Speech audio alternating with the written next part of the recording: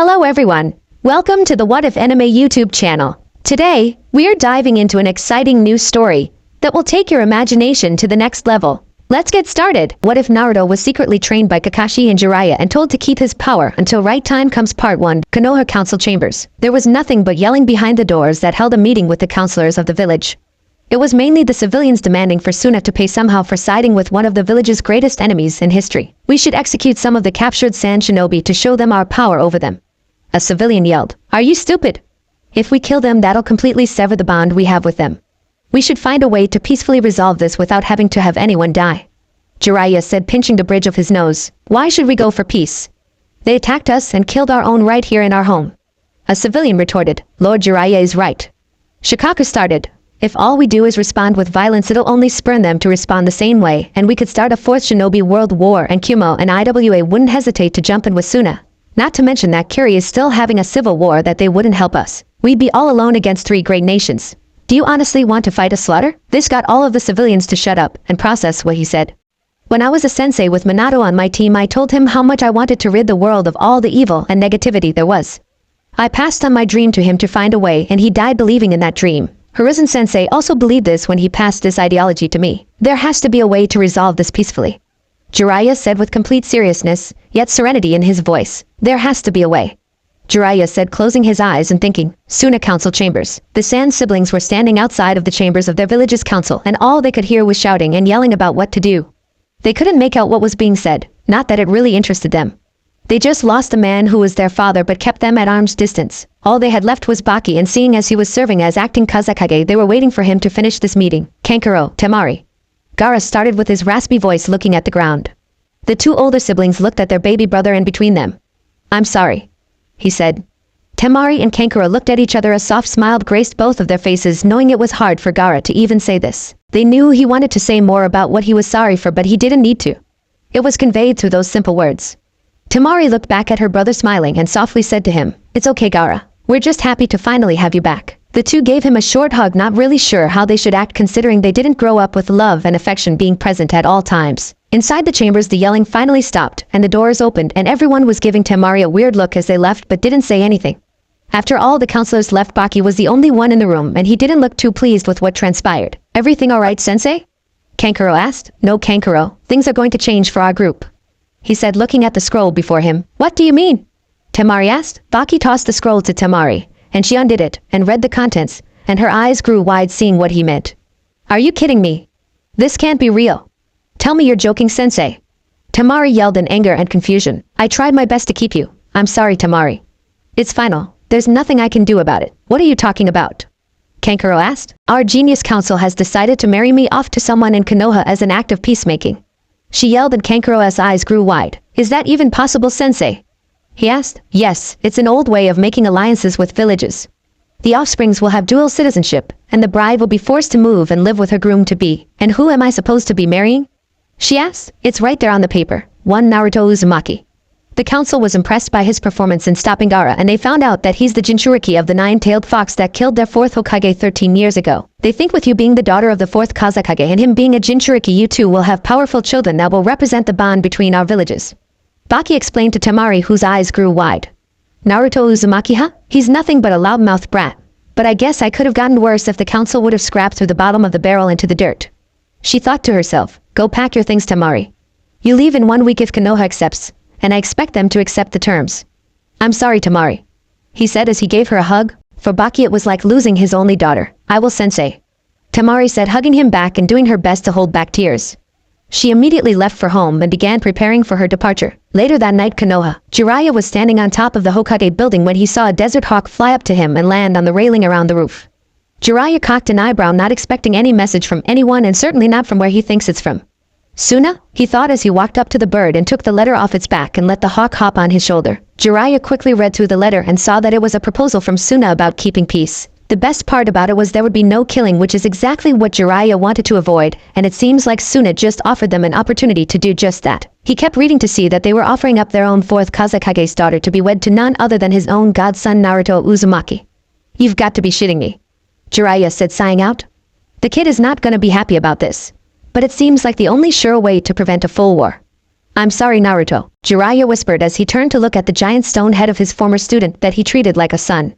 Sorry he couldn't find love on his own Minato, he said before walking inside and dropping the hawk off to the messenger tower. Next morning, Jiraiya had called the council to meet once again early in the morning.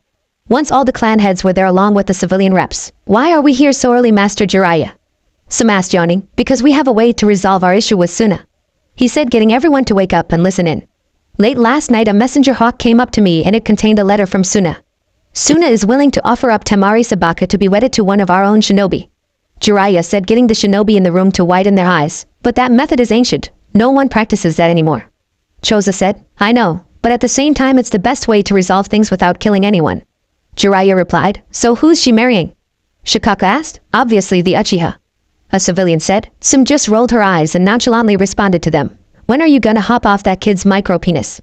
It's always Uchiha this and Uchiha that with you civilians.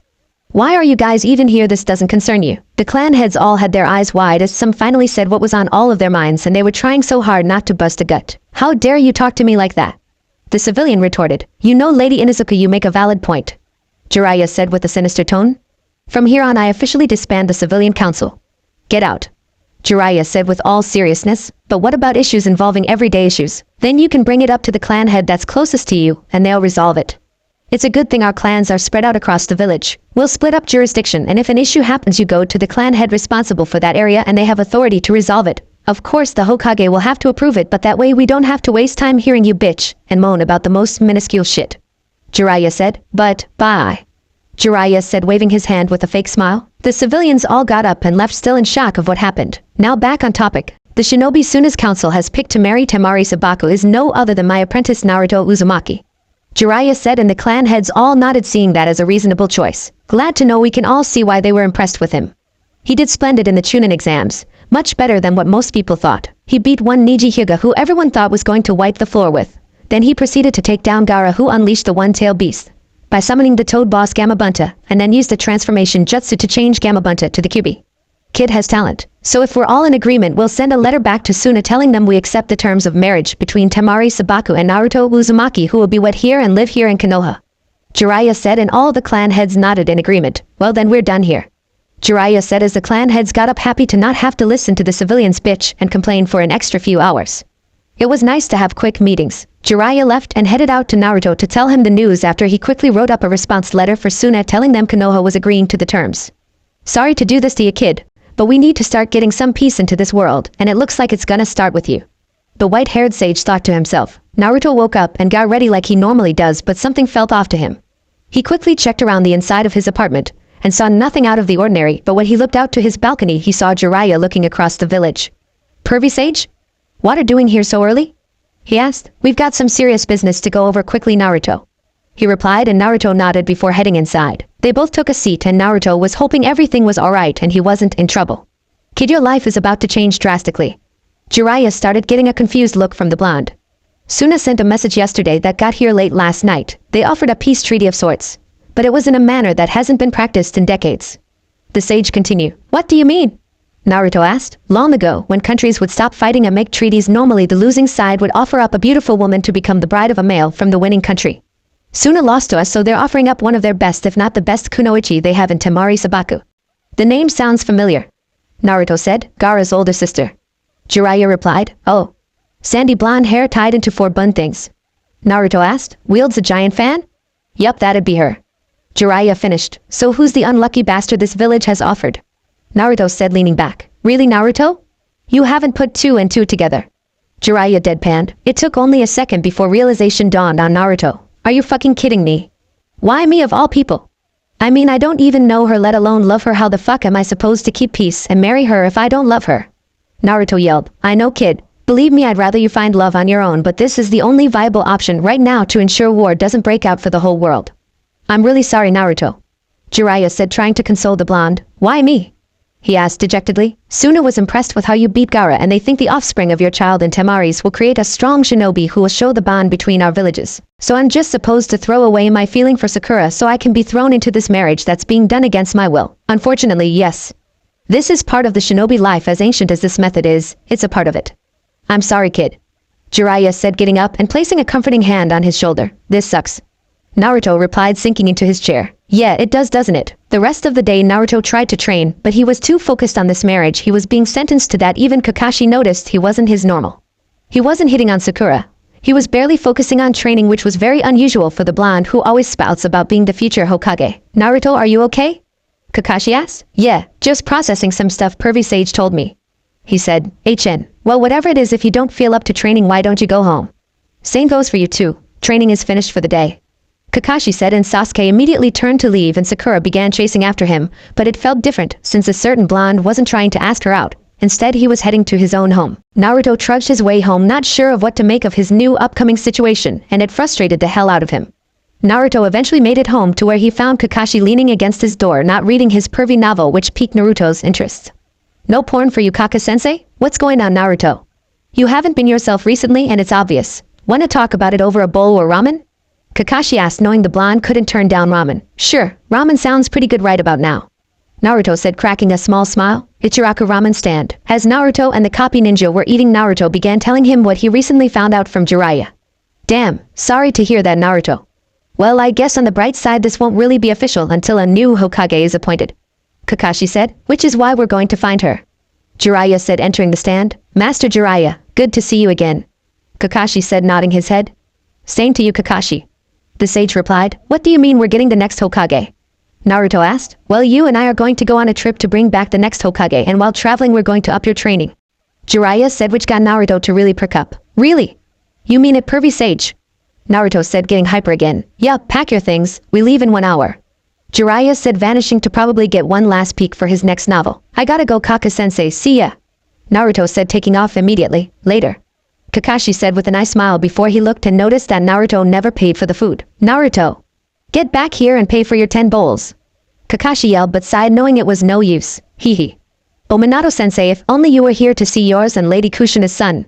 He's so much like the both of you. Kakashi said as he finished his 3rd bowl and paid for Naruto as well before he began wandering around the village and managed to end up at the memorial stone. Seems like I always end up here.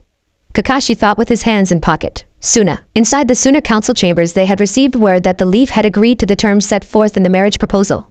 But finalization would have to come from their Godame Hokage, which Jiraiya and Naruto were currently searching for. Well, seems like Temari is going to be leaving soon. Baki thought to himself.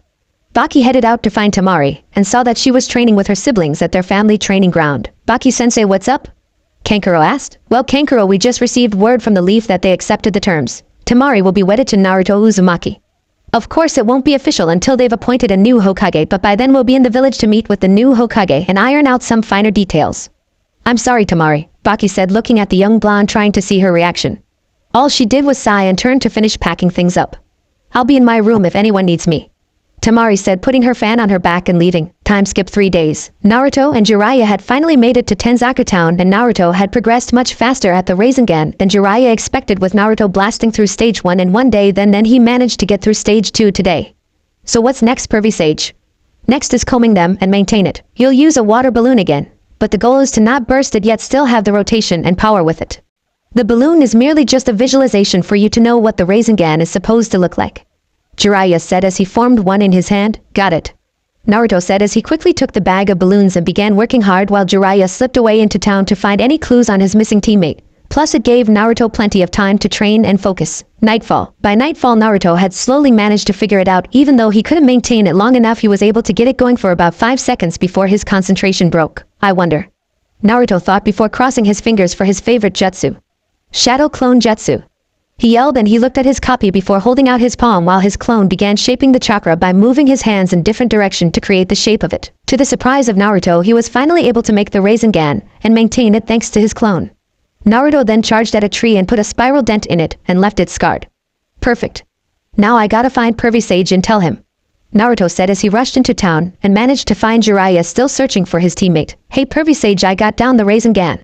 Naruto yelled out, and the women immediately glared in the direction of Jiraiya, who grabbed Naruto and sprinted away, avoiding the mob of angry women before he cut into a pub to try and hide out for a minute before continuing his search. You idiot, don't say call me that out in the open. Jiraiya said, glaring at him. Come on. Jiraiya said, turning around and noticing huge breasts on a young blonde. Tsunade. Jiraiya yelled, pointing at her. Jiraiya. Tsunade replied, standing up after slamming her hands on the table. Come on, kid. Jiraiya said, pulling Naruto into the booth that Tsunade and Shizen were occupying. A pervy sage, there's no way this blonde is your teammate. She's too young looking. Are you sure you're not just trying to hook up in front of me again? Naruto said, squinting his eyes at him. Seems your apprentices get shorter, uglier and dumber looking, Jiraiya. Tsunade said, taking a sip of sake. The hell did you say to me? Naruto said, turning his attention to the busted blonde. You heard me, brat. She said, taking a swig straight from the bottle. Naruto clenched his fists to the point where his nails were cutting his palms open. Oops, did I offend you? Tsunade asked mockingly while smirking. Naruto, stand down. Jiraiya said firmly while looking at his teammate. You know about Sarutobi-sensei, right? You know that Orochimaru attempted to decimate the village with the hidden sand and he killed sensei. Jiraiya said, trying to get a reaction from Tsunade. Orochimaru told me the other day. He also made me an offer. He said something about healing his arms sensei sealed away in exchange for Nawaki and Dan coming back. Tsunade said calmly, not showing any sadness for the death of her sensei. You know that he won't do it. Even if he does, it's not like they'll actually be here. They're gone, Tsunade, I'm sorry. But they're gone as is gone as who? Minato, your failure of a student who couldn't even last over a year being Hokage. You know that's why you're here, isn't it? You want me to come back home to take over as Hokage? Well, you can forget it. Only a fool would take that stupid title to only throw their life away. Tsunade yelled before quieting down to a near murmur. Just shut up already. Naruto yelled, punching the table in half. I don't care what you think of anyone anymore, but don't you dare disrespect the Hokages and what they'd done. Enough, Naruto. You don't even know Tsunade. She's practically royalty. Jiraiya yelled back. What? She's the granddaughter of the first, grandniece of the second, student of the third, and a very distant in-law of the fourth. She's somehow related to every Hokage in history. Jiraiya said, I don't give a shit if she is. She's still a Konoha native and should at least respect it. Naruto said. Tsunade got up and started walking out but spoke to the young blonde. You and me, outside. Now. She said. Naruto got up knowing damn well what was about to happen. Shizen also got up and quickly healed Naruto's hands to erase the blood and cuts. Thank you, he said before walking out with Jiraiya in tow. All I'll need to beat you is one finger, so show me what you got, brat. Tsunade said, not even getting in a stance. But Naruto got in a stance ready to throw down. A leaf was blowing in the wind and the second it touched the ground Naruto charged straight and cocking back his arm for a punch, but Tsunade merely sidestepped and brought her left leg high up before bringing it straight down on his back, making him slam into the ground and creating a crater. In a dark place, rumbling, red slitted eyes opened up and a low grumbling was heard. What's that idiot doing now? Real world. Naruto coughed up blood in the crater and was slow to get up but managed to and saw Tsunade smirking. You're pretty tough to handle that kick. But let's see just how much more your body can handle. I'll keep going and I won't quit, cause I'm gonna become the Hokage one day. I guarantee it. Naruto said with pure determination as he began to increase his chakra output to the point where a visible blue aura surrounded his body. He's got way too much chakra for a normal genin his age. What the hell is he, Jiraiya? Tsunade thought to herself as the young blonde made a shadow clone and it began moving its hands around his open palms like he was trying to form something. What the hell is he doing? The busted blonde thought before she started to see a blue ball of condensed chakra form in his palm. Are you crazy teaching him that, Jiraiya? She yelled out knowing damn well what it was. Hey! Your fight's with me. Naruto said, charging in with a Rasengan with greater speed since he's enhancing his body with chakra. Rasa and Naruto started to yell out before Tsunade slammed one finger into the ground creating a divide and Naruto's foot got caught in it causing him to lose concentration and his footing as the Rasengan slammed into the ground but leaving a good-sized crater with swirling burn marks in the middle. You taught him an A-rank assassination jutsu. Are you stupid? Tsunade yelled at Jiraiya. He was ready for it. Besides, he's nearly perfected it in just under 1 week. Jiraiya said proudly. That doesn't matter. And besides, there's no way he'll learn to control it. He's got too much chakra to handle. Tsunade said. He'll get it. Jiraiya said looking at Naruto who got up and was scuffed up a bit. Fine, hey brat, come here. Tsunade said to Naruto. What do you want? Is winning not enough for you? He said, not looking her in the eyes. Tsunade grabbed his chin lightly and made him look her in the eyes since they were both 5 feet 5 inches. Let's make a bet. I bet that you can master the Rasengan in 1 week. If you do, I'll come back with you and become your Hokage. If not, you two leave me the hell alone and never search me out. Got it? Tsunade said as Naruto jerked his head away so she wasn't holding his chin. I'll do it in less than 1 week. Naruto said with fire in his eyes. Fine, you have 4 days then. Better get to work. Tsunade said, and you better get your measurements ready. Naruto snapped back but found Tsunade's fist slamming into the crown of his head. Don't ever ask for my measurements again, you pervert. She said, the hell you asshole. I was talking about your measurements for the Hokage robes and crap that the old man had to wear. What were you thinking of? He said, nursing his head as Shizen helped heal him. Wait, you weren't talking about my breasts? She said, blushing lightly. Of course not. Why would you need to measure them? Everyone can see they're fucking huge. No need to measure them. Fuck that hurt. Well, just remember the bet, idiot. Shizen, come on.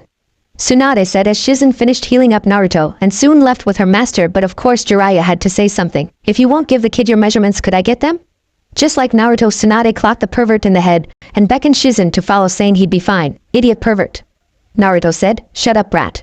Jiraiya snapped back. Well, I guess I better start training again. Naruto said, getting up and walking off to find a good area to train in. After about a half hour of walking around the forest surrounding the town, Naruto found a nice clearing with plenty of trees to hit, alone with a nice little river flowing into a good-sized pond.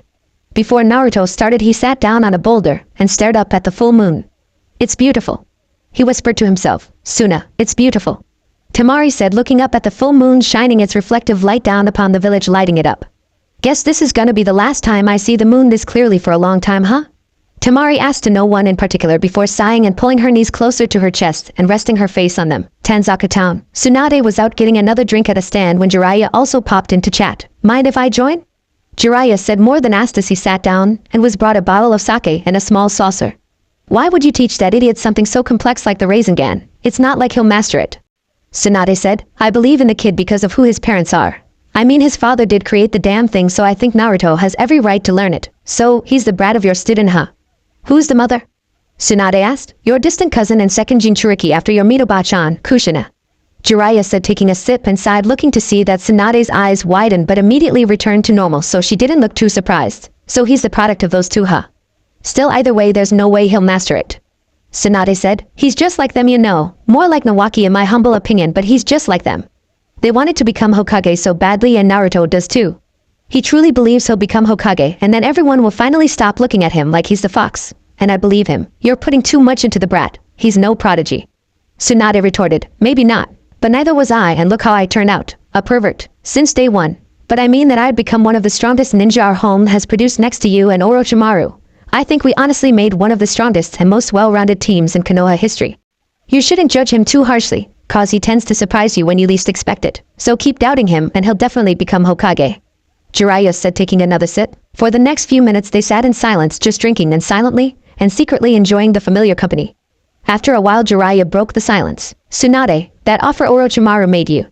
As much as you say that you hate Konoha, I know you truly don't, but if you accept that offer, I'll kill you without batting an eyelash, understood? Good night, Haim.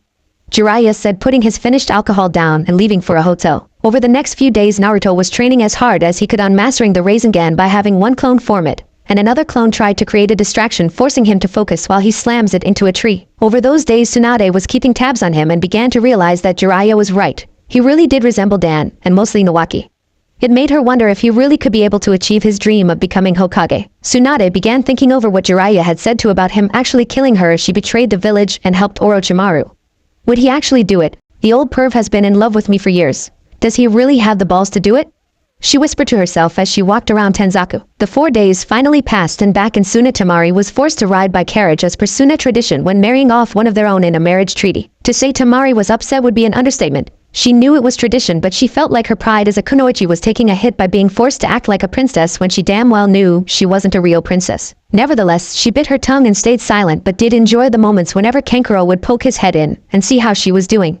From what he was hearing, they were still 3 days out from Konoha, since the trip that would normally take a shinobi 3 days was taking twice as long due to the slow pace the carriage was set at. Back in Tanzaka Town we find Jiraiya asleep at a ramen stand and Naruto bedridden from training his ass off to perfect the Rasengan to no avail. Naruto couldn't maintain the chakra long enough to be able to focus even if a distraction happened, causing him to always lose it. But he worked himself to the bone and paid the price with chakra exhaustion. The shop owner tried waking up Jiraiya, but he was completely out of it thanks to Tsunade spiking his drink the other night when they went out again. Jiraiya trudged along after finally being woken up to realize that he can't mold much chakra and set out to find Tsunade's hotel room as best as he could. Meanwhile, in said hotel room, Naruto woke up to find Shizen knocked out, and woke her up, and the Mednin began to freak out, wondering what day it was. After finding out, she was amazed that Naruto had recovered so quickly, but remembered that Naruto is the current Jinchuriki for the 9 tails according to Jiraiya. We need to leave Naruto, now. Lady Tsunade is leaving to make the deal with Orochimaru.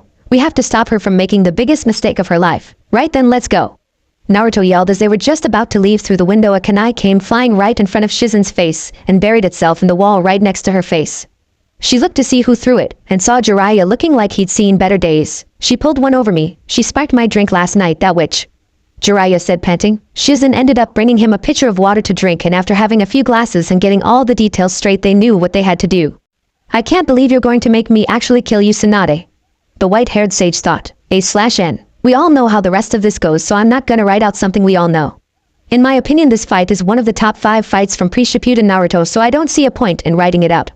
Sorry if you wanted me to, but I just don't feel the need to. Time skip. Naruto, Jiraiya, Shizen, Tonton and Tsunade were making their way back to Konoha after finally defeating Orochimaru and his lackey Kabuto. And by making their way, I mean they were sprinting as fast as they could, since Jiraiya just happened to remember that they were on a strict deadline to try and beat out the group from Suna. Luckily for them, they made it to the village and were welcomed with positivity, seeing as how people were happy to see their future Hokage for the first time. Not to rush, but we need to get Naruto to be presentable. Jiraiya whispered to her, "You're right."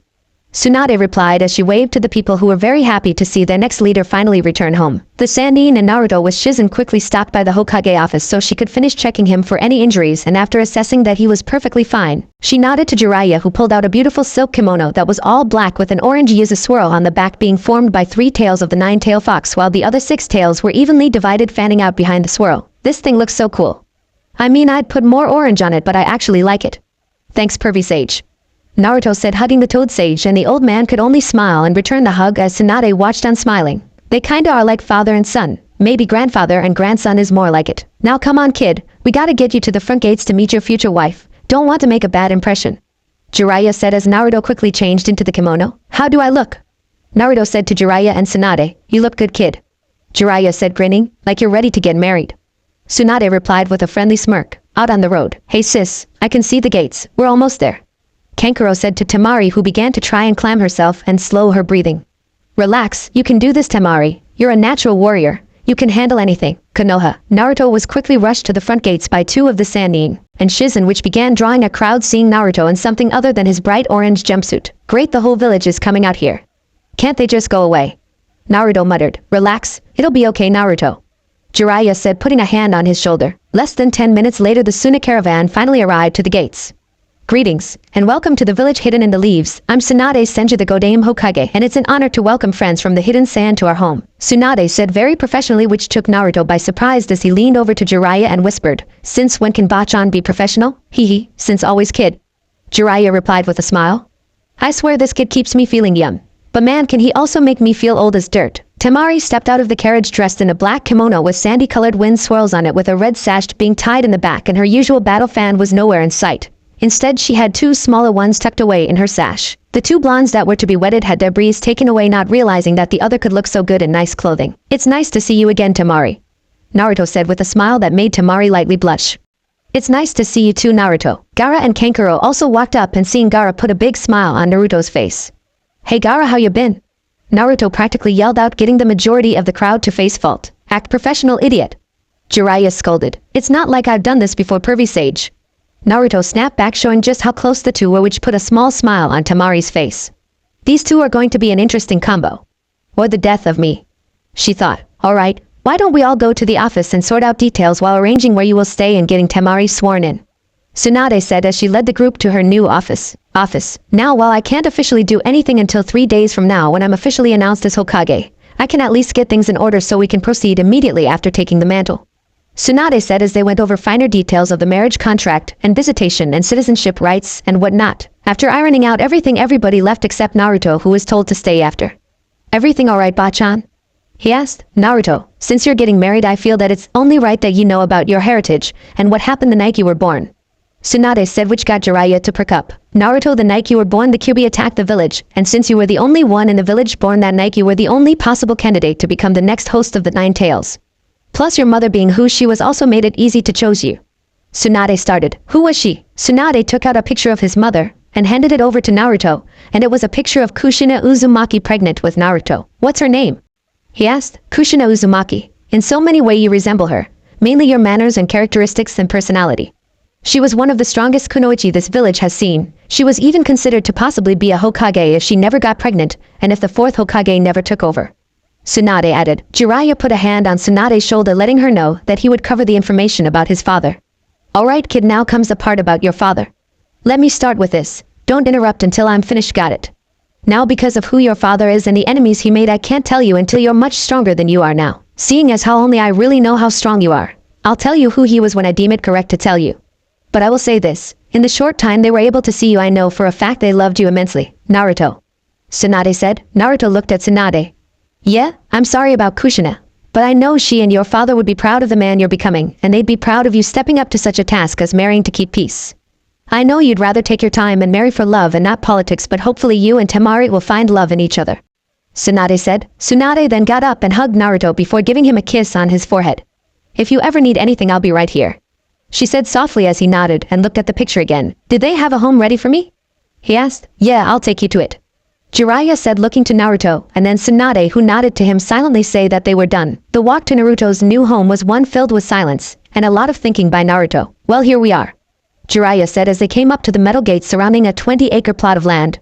The house was set back a bit with a long walkway leading up to the front door. I know this place, Naruto said with eyes wide like he's seen a ghost. You do? The sage asked. I would hide here during the fox hunts when I was younger. They'd beat me until I bled, and when I would get away I'd run here and the gates would open for me, but no one else. Naruto said. I'm sorry I wasn't there for you during those times, kid. Jiraiya said. It's alright. It made me get better at evasion and stealth. Always a plus to something, I guess, Naruto said before biting his finger and smearing the blood on one of the metal bars, and the gates opened up allowing the two on the property. Naruto walked inside to see that everything was covered in dust, and there was a thin layer of it hanging in the air. How the hell am I gonna get this dust out of the air? Naruto asked. Well, I guess for now just open up the windows and let the air currents do their thing, Jiraiya suggested. Naruto made some shadow clones to find all the windows in the house and open them up. After they finished their task they dispelled, and Naruto suddenly remembered the entire layout of the house. Hey pervy sage, why do I know the entire layout? Oh, so you finally noticed the secret of the shadow clones. Once they dispel you retain all the memories they made. It makes it the perfect jutsu for stealth and reconnaissance. You can gain intel. The clone will dispel and you'll get the info without putting your life in danger, Jiraiya said. Never really noticed before. Well, why don't we let the air do its thing while we go out for some food, my treat? Sounds good, Naruto said with a grin as they turned and walked out, locking up the property, and headed to Ichiraku's to try and beat Naruto in eating the most bowls of ramen. When nightfall arrived, Naruto met up with Temari and her brothers to see how they were doing. How's everything been so far? The blonde asked. Well, other than getting some glares, called traitors, and cursed at pretty good, Temari replied. I'm sorry for the way they're treating you guys. They don't understand what's going on. Plus, you'll probably be getting more of it once you're really associated with me and our marriage becomes public, Naruto said. Why do you say that? Temari asked. Naruto paused for a minute, considering if he really wanted to tell her who he was. After a little bit of thinking, he thought that he had nothing to lose. You mind if we walk and talk about it? He asked. Sure, Temari replied, bringing her two small fans with her. To Temari, they were just walking around aimlessly while receiving glares, but she noticed most weren't even towards her. They were towards the young man she was gonna be marrying soon. I don't know if anyone told you this, Temari. Gaara and I are more alike than you may realize. He started. He must be talking about the fox, she thought. How so? She asked. Well, Gaara is a Jinchuriki for the one-tailed Shikaku, right? He replied. Yeah, since he was in our mother's womb he was the Jinchuriki. She said. Well, I'm also a Jinchuriki like Gaara, except the beast that lives in me is much stronger, and by that I mean it's the strongest-tailed beast known to every living person. I hold the nine-tailed fox, Kyuubi, Naruto said. I knew it, she thought to herself. Naruto looked over to see her reaction, but she didn't seem surprised in the slightest. You're not surprised? Not really. There was a small detail about you possibly being the Jinchuriki, but he just confirmed it, she said. When I was little they would hold an event called the Fox Hunt. Angry villagers and shinobi would hunt me down to try and finish what the fourth Hokage started. They would beat me with anything they could find, carve names into my chest and abdomen, stab me, burn me. I've even had acid eat my skin. I've been whipped, and just about any other form of torture has been performed on me. Yet every time the one who saved me was the fox by healing me, Naruto said. They did what? Temari yelled out, shocked and angry. She may not know Naruto at all, but the fact that he shared with her this information means he's at least trying to open himself up and trust her with a secret, and she was furious with the villagers. Why didn't you tell the Hokage? I did. Nothing got done. He tried his best, but there wasn't much he could do. It's not like he could constantly watch over me 24/7 to make sure an idiot didn't try to take my life or anything. I'm not mad about it or anything. Eventually I got so good at hiding and evading them that for the last 5 years they haven't done anything, Naruto said before coming to a stop before some large metal gates. We're here, he said. Here? She asked. My parents' home, or rather our home now, he said. Look, Temari, I don't expect you to ever fall in love with me, cause to be honest, I don't know if I ever will. We're both doing this because our villages asked us to, but I want you to know that from now on, you're family to me and I'll die protecting you, Naruto said, giving her hand a quick squeeze before letting go. Come on, I'll give you a quick tour. I hope you know a little about gardening because everything here has been dead for years.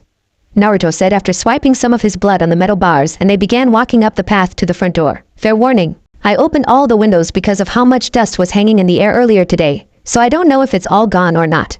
Naruto said, how bad can it really be? Temari asked sarcastically before her jaw dropped, seeing just how much dust was still hanging in the air. Seems like none of it left.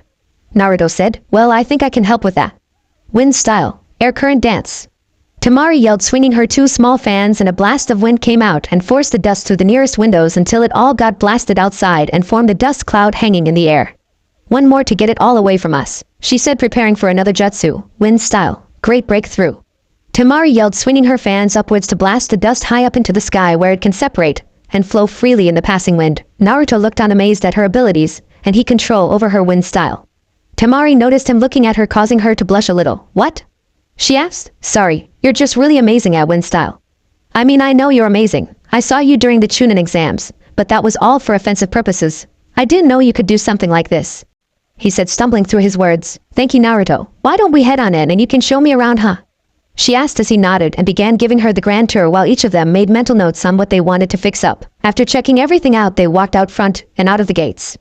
Well, I guess tomorrow I'll be working on fixing up the place. I'm sure you'd rather spend time with your brothers, so I'll get everything ready by tomorrow night.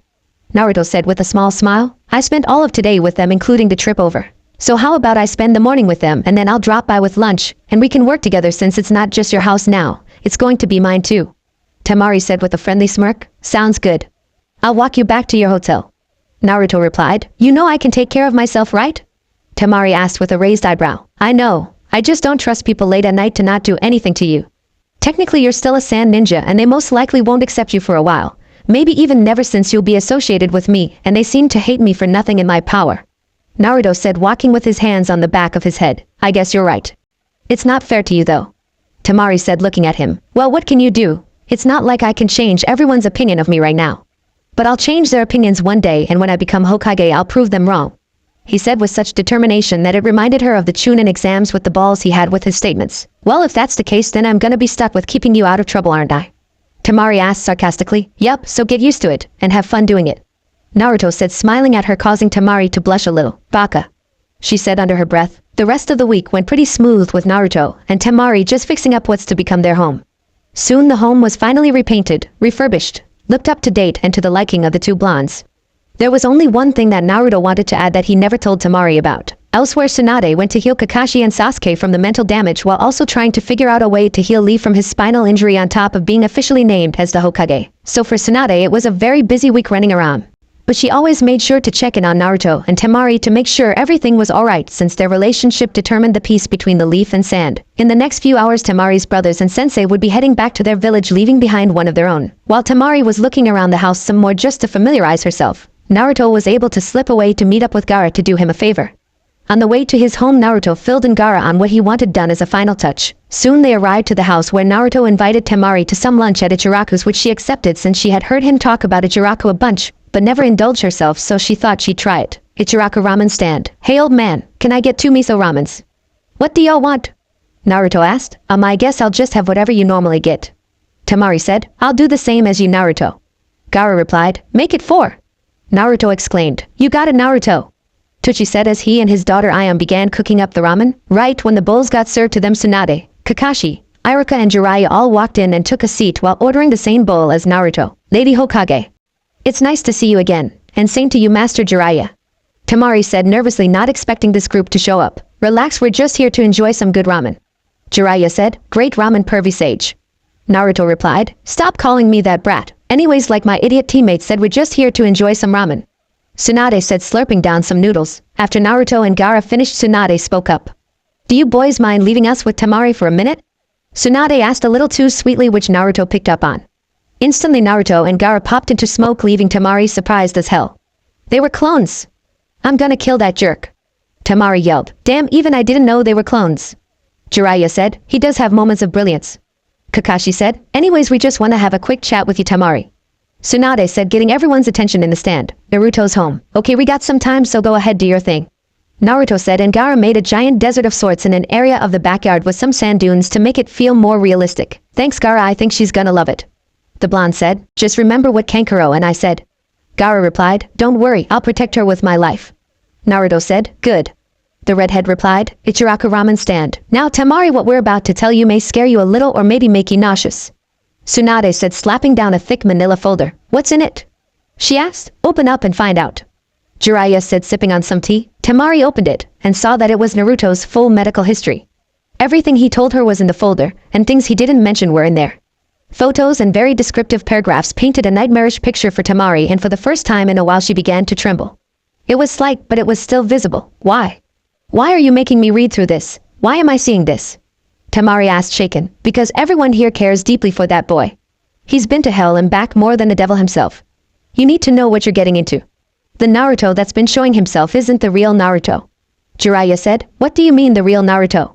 she asked. "When you've been thrown, kicked, stabbed, burned, and everything else in that folder, right to death's door, you tend to hide your true emotions and feelings from everyone. But he put on a mask, if you will, to hide those emotions and feelings. He's a sweet boy for doing that when you think of it." Tsunade said, sipping some sake. "The fact that that boy still tries to put a smile on everyone's face even when he can't give a real one says something about him. He doesn't want anyone to go through what he did. So he chooses to hide behind a mask, and it's fooled just about everyone, except those of us here." Kakashi finished. "Welcome to the club." Jiraiya said, slurping on some noodles. "So what am I gonna see once I start living with him?" Temari asked. "Who knows?" Iruka said, pipping up. "That boy can still be a mystery even to me." Anger. Jiraiya started getting everyone's eyes on him, and Kakashi knew exactly what the Toad Sage was talking about. Anger, fear, doubt, regret, jealousy.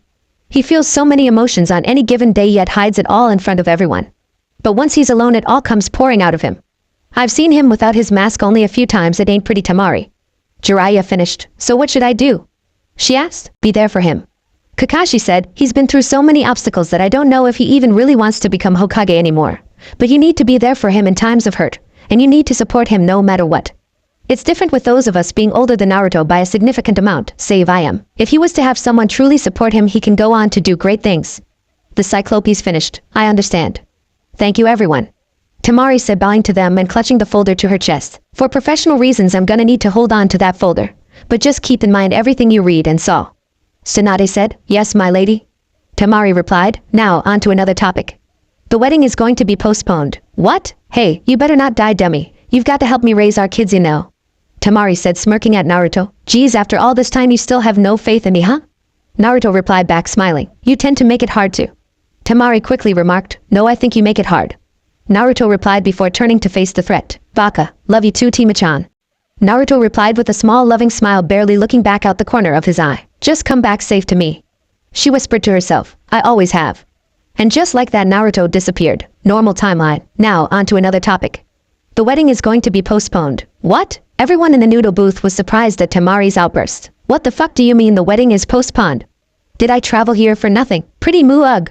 Jiraiya started before Tsunade swiftly elbowed him. "Unfortunately, the contract must be approved by 2 Kages, and seeing as we're the only one with a Kage in this arrangement, we can't proceed until the San has appointed a new Kazekage. Not even a stand-in can sign off. It must be an official Kazekage. So yes and no to your question." Tsunade said without missing a beat. "I can't believe this is happening to me. First I'm told to pack my things to leave my home to get married to someone I don't really know, settle in and try to adjust to a new life. And now I'm being told those plans have to wait. Things couldn't get worse. Actually, they could." Jiraiya piped in. "How's that?" Temari asked. "Well, Naruto could end up dead before the wedding, and that would screw everything up." Jiraiya replied. "Jiraiya!" Tsunade yelled. "Well, it would get me out of this situation." Temari mumbled. "What was that?" Tsunade asked sharply. "All right, now let's calm down for a second. We need to remember that Temari is being put in a situation she never asked for. Yes, she's a Kage's child, but she didn't sign up for that life, so let's take it easy on her. Also, she's only 18, and I'm sure she'd rather take her time to find romance instead of it being shoved down her throat and forced to accept it." Kakashi said while finishing another bowl of noodles. "That is true." Iruka added. Temari let out a small breath she didn't know she was holding and cracked a small smile at Kakashi and Iruka, who both just nodded discreetly. "So you're right, Kakashi, and I'm sorry, Temari. Just remember the type of relationship I have with the boy. He's like family to me." Tsunade said. "I understand, Lady Tsunade, and I promise to everyone I'll do what I can to keep him happy.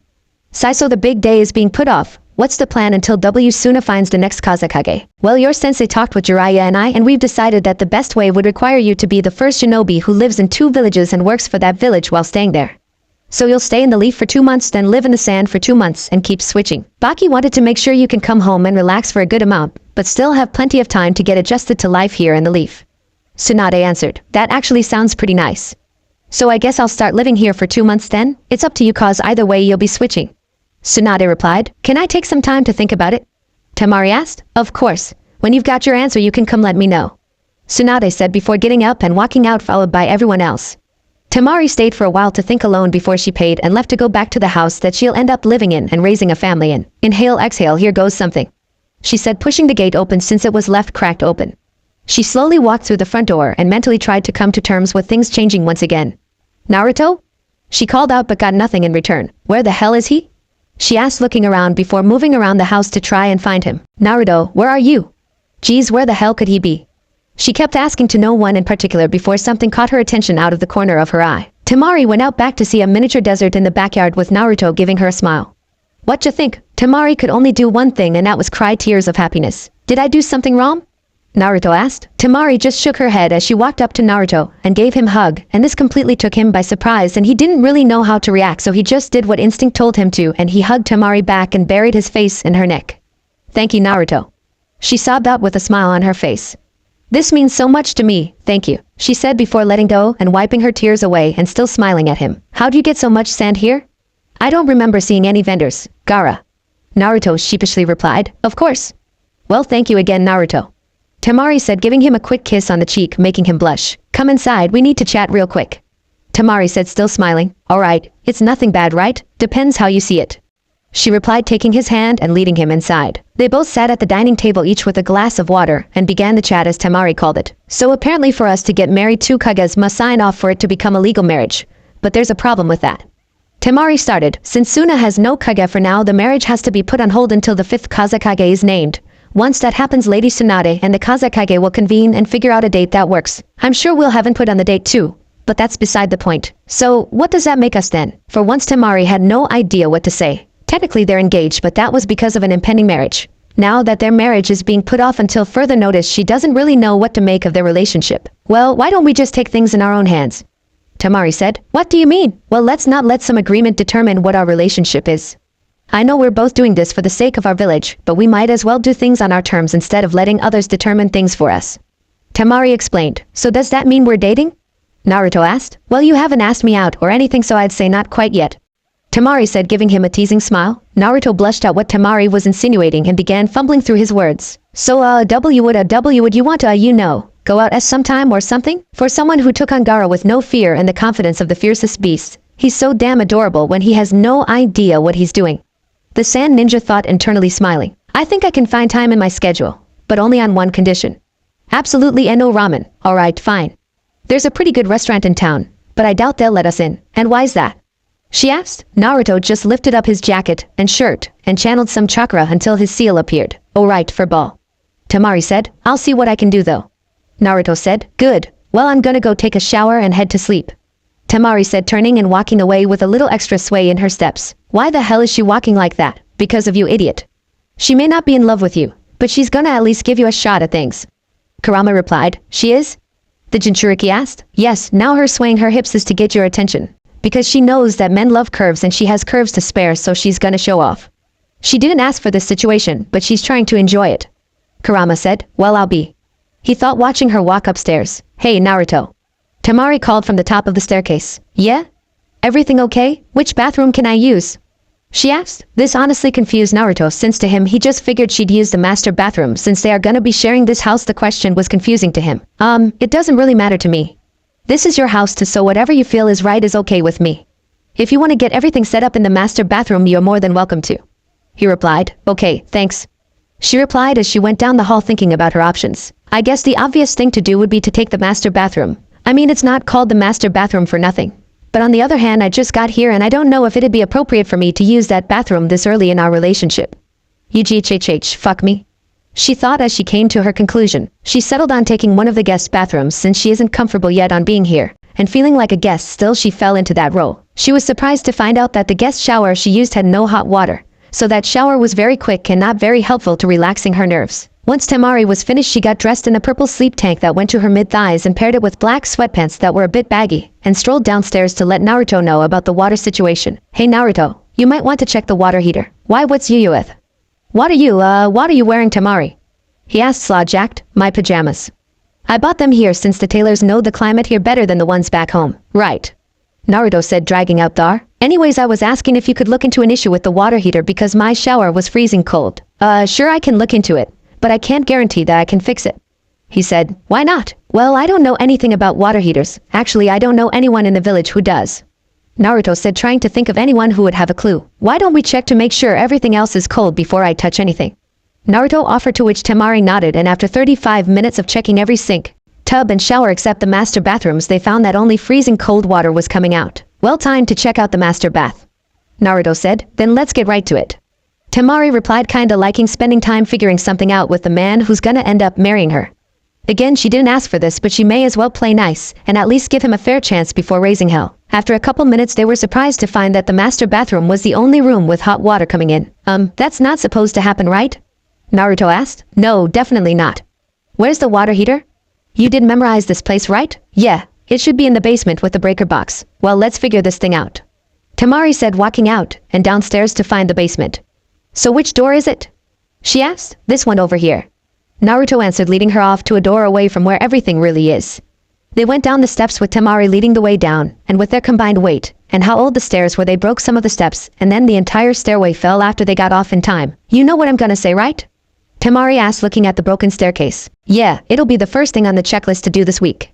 Naruto answered, also looking at their exit. They both turned around to see that there wasn't one water heater but two, and one clearly stating that it only supported the master bathroom. Well, I'll be damned, 2 heaters. Naruto said, and he walked up to the other heater and put the back of his hand against it, and found that it too was also cold. Well, the heater's cold, which makes sense, and that's a good thing. Naruto said, why is it a good thing? It's not functioning the way it should be. Temari replied, it's good because that means we don't have a stupid heater that's hot but only putting out cold water. Naruto said, oh, I see what you're getting at.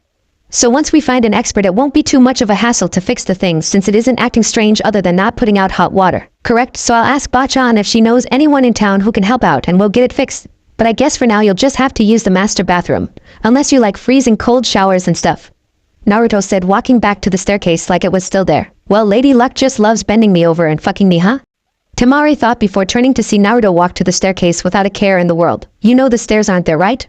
She asked, and Naruto froze in his tracks since it may have slipped his mind with the water heater taking priority at the moment. Nope, I remember. He said, trying to seem normal, but Temari could see through it. Sure, guess that's why you just walked up to it like it's still there, huh, dummy? She teased. I'm not a dummy. Naruto snapped back. It's a joke, Naruto, relax. Hee, for someone who's pulled pranks their whole life, I'm surprised you didn't see the humor in my comment. She said, very pleased being able to out Naruto, whatever. He grumbled, not liking someone outdoing him in his field of expertise. Kid, sweep her off her feet and jump out of the basement. Kurama piped in. Why? Just do it, idiot. You don't have time to waste talking. That's a little weird though, isn't it? Why are you still here talking to me? Guh. Kurama roared. Alright, I'm going. But Naruto turned to find Temari already jumping out of the basement and walking towards the rest of the house. Damn, idiot. Shut up. Did you say something to me? Temari asked from the kitchen. No, it was nothing.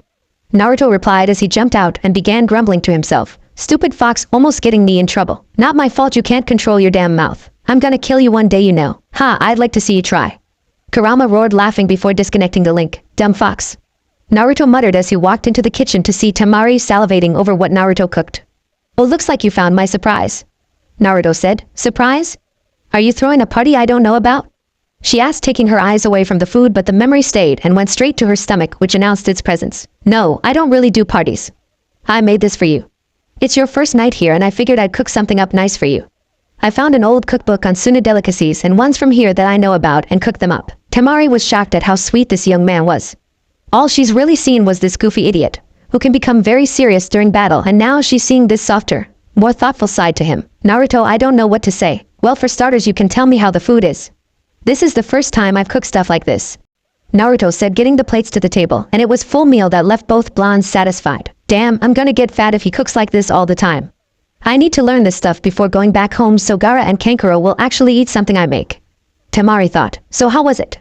Naruto asked, breaking her thought process. Fantastic. I've never had food this satisfying. Thank you, Naruto.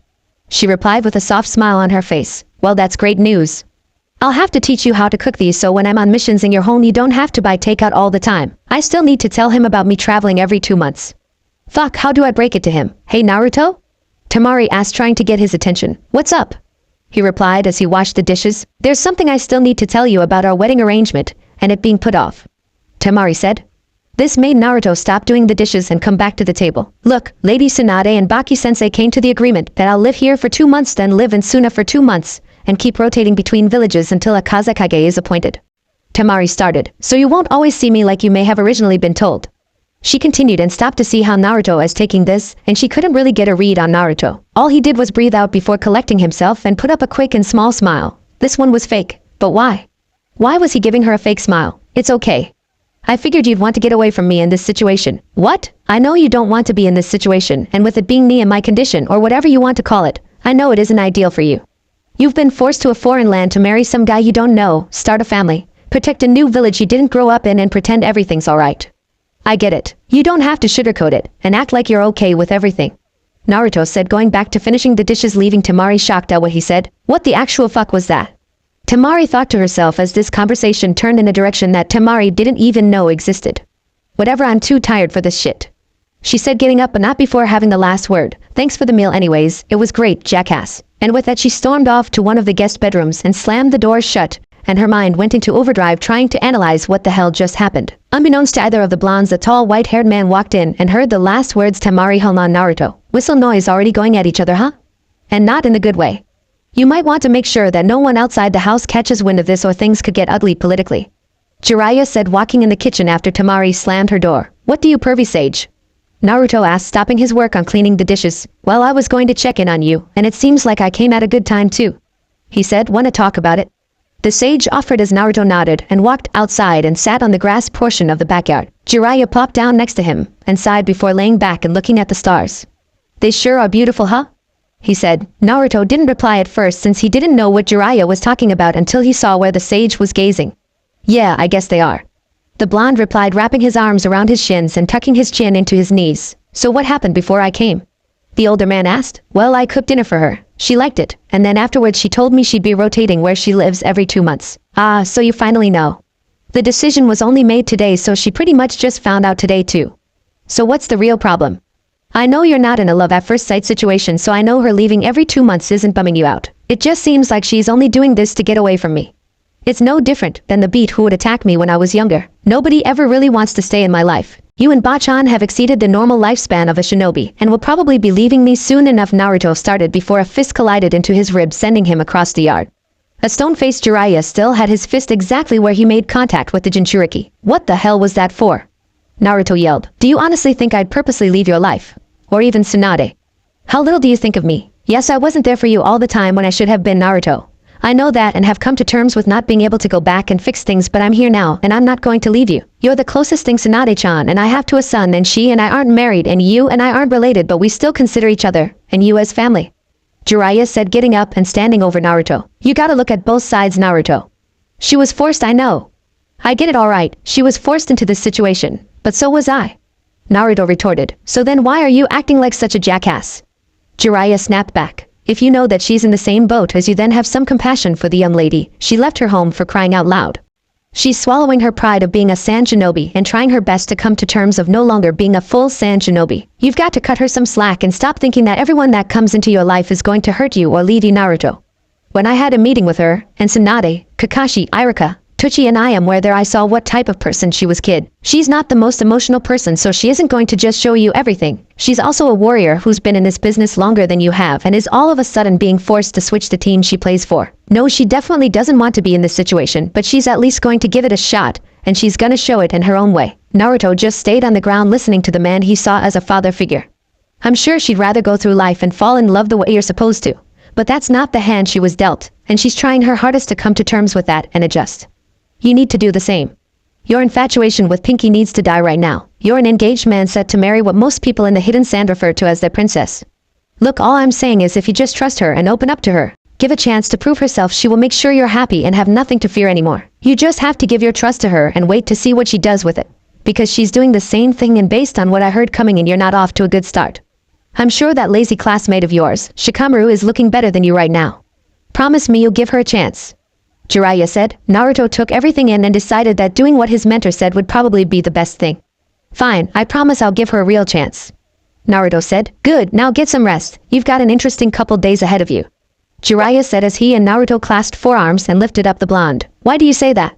He asked to Jiraiya, who began walking inside to leave. Just trust me when I say women don't forget shit like this. And just like that, Jiraiya was gone. Naruto dusted himself off and went back inside and upstairs thinking about everything Jiraiya told him. He stopped once he came to Temari's door and knocked softly on it to see if she was awake, but there was no response. He really didn't want to do what he was about to, but he quietly and slowly opened the door and stepped in, and the only sound he heard was the soft breathing of Temari.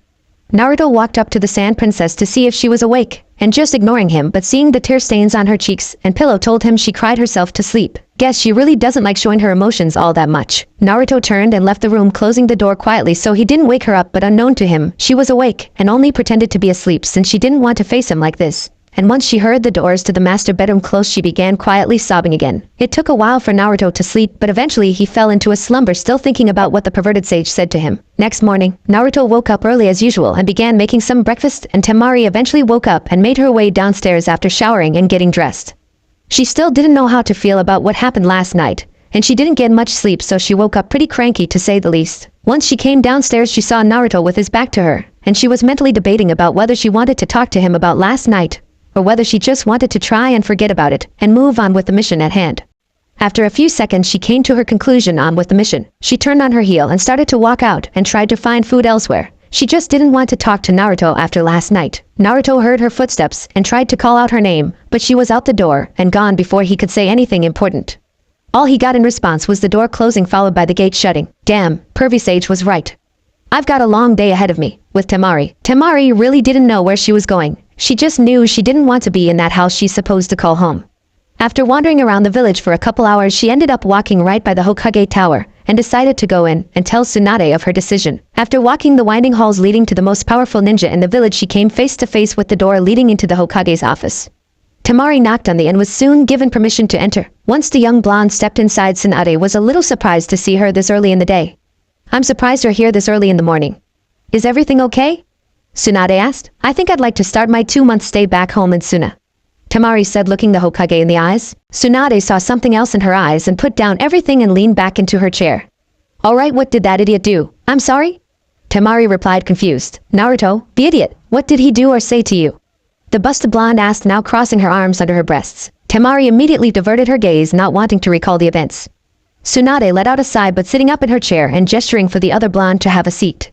Temari wasn't going to refuse the gesture and sat down and stayed silent for a while before she decided to divulge the information. Last night I told Naruto what I was told at the ramen stand, and he thinks that somehow I'm using this as a way to get away from him because of his condition or whatever. He says he understands that I'm being forced into something that's not of my choosing. Being forced to leave my home country, pledge my allegiance to another, marry a stranger, start a family, and whatnot. This was all after he cooked an amazing dinner and was winning points in my book, and then all of a sudden he does a 180 and pretty much makes me feel like shit. So afterwards I thanked him for the meal and called him a jackass and cried myself to sleep. Woke up this morning and wandered around the village before ending up here. Temari explained. The only thing Tsunade could do was rub her temples in frustration, since this was definitely not the way she wanted to start her morning. Well, I can't say I'm entirely surprised. This is one of those things where you kinda have to take that punch on the chin and still be there for him. In his own way, he's frustrated about the situation, which I'm sure he hasn't openly said. Did you know that Naruto, as far as I know, has a crush on Sakura? Tsunade replied. No, I didn't know he had a crush on Pinky. Well, he does, and I think he's frustrated that he won't get the chance to chase after what he wants in the realm of love like everyone else in the village can. I think deep down he knows it's the same for you, but he's just so focused on him right now because that's all he's had, that he doesn't really know what he's supposed to do, how he's supposed to process information and go about it. You got to remember that boys don't mature as fast as us ladies, and with your upbringing you matured very quickly, whereas he didn't, and he still has some room to grow. Tsunade explained. Just don't take everything personal. He's got a lot more going through his head than I'm sure he's letting on, and definitely more than you realize. Just be patient with him. That's really the only advice I can give you. Whenever he pisses you off, 'cause I know he will, just try and restrain yourself and figure out why he said or did something to upset you. And of course, like you've already heard, just be there for him. The best way you can start to show trust is to give it away and open yourself up to him. Maybe you two need to just sit down and talk. It doesn't have to be the fake sunny day bullshit. Talk about your fears, what you want out of life, where you'd like to see this marriage go. Just try to have a very deep conversation with him and see what happens. Tsunade finished. Thank you, Lady Tsunade.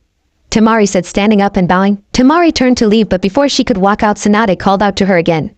Temari, one last thing. Yes? If you ever need to talk to someone about boys or stuff like this, feel free to walk on in and visit me at my home, okay? I know you don't like this situation, and I'll do my best as a Hokage to try and make things go as smooth as they can for you, okay? That's very generous of you, Lady Tsunade. Thank you for your support and help. It means a lot to know that you're in my corner. Temari replied, bowing once more before leaving to try and talk things out with Naruto, but by the time she returned to her new home, he was nowhere. She walked inside to the kitchen to see the breakfast he had made was still out, and a plate with her portion was still sitting on the table waiting for her. There was also a note that her fiancé wrote for her, so he wants to talk things out and apologize her. She thought before she sat down, thinking about how things would play out and what she'd like to say while she ate her meal. I really got my work cut out for me, huh? Temari spent the rest of the day exploring the village since her family left shortly after Temari was told of the 2-month exchange program she'd be doing. While roaming around, she kept noticing some people glaring at her, and she knew why, but she wasn't going to give them the time of day or attention they wanted. After finally getting around the whole village, she decided to go to the desert in the backyard and restart her training. Having the sand beneath her feet made her feel like she was training back home. Deep down she knew it wasn't true, but she let herself feel like for the time being before coming back to reality. When she finished, it was sundown, and she was covered in sweat, something she isn't really used to since the dry air in the desert pretty much evaporated their sweat. The humid air in Konoha would definitely be something she'd have to get used to. After taking a shower outside, she wondered how she wanted to go about talking with Naruto. As her mind wandered to the how part, she figured out the where part while looking at the onsen.